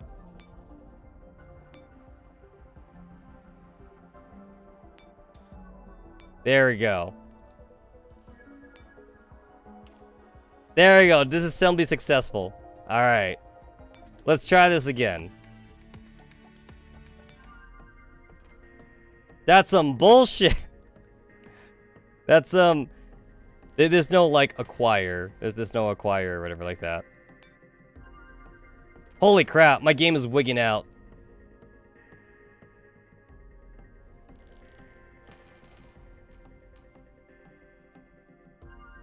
Recover. There, I wasted the cores. There we go. There we go. Do I have the screenshot? There we go. I got the fucking screenshot. Fucking bull. There we go. I got my 30 gems. I'm happy with that. Oh fuck it. I'll do the tweet. Even though I did the other thing, I'll tweet about it. Or it won't work. There we go. It worked. Alright, cool.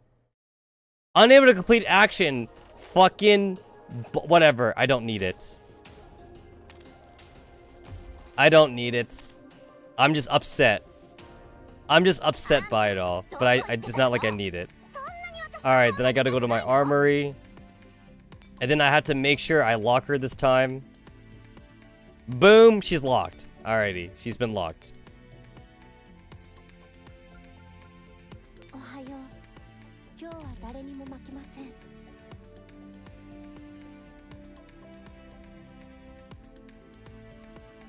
Wait. Am I missing a logistics? Wait, what the fuck? What the hell is this? I swear, sometimes, like, the repeat logistics, it's like, it's not repeating for me.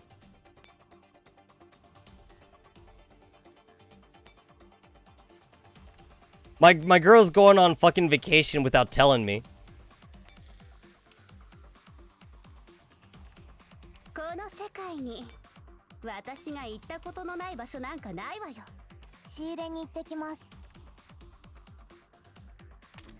Oh no. Okay, there we go. And then I'm going to... Yeah, this is fine. I'm just gonna stick her in here, just so that she could start getting affection.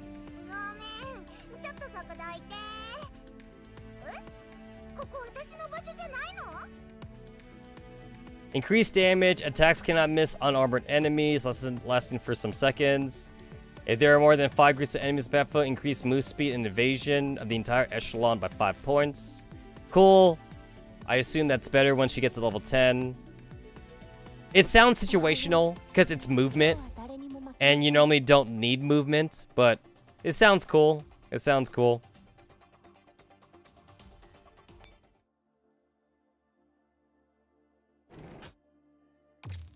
Alrighty, cool. So, I don't have the UX, but I don't need the pure samples. And I don't see myself ever needing those pure samples at all anyway in the future. An absolutely worthless thing to get. Especially for like the nightmare mode too. Like, I feel like this should be backwards. Like the pure samples should be like for the EX, and the EX should be the memory fragments. Because memory fragments are much harder to get. You can't even pay to win the fragments, too. The fragments are kind of like, just like something you slowly procure.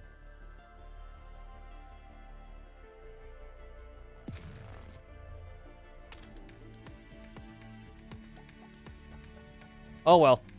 Alright, cool. It's 2 a.m. It's 2 a.m. my time. I have work, like, in the afternoon. So, I'm gonna have to cut off here. I'm gonna go get myself some dinner, though. And, as always, I'd like to thank everyone for hanging out with me for the Tuesday stream.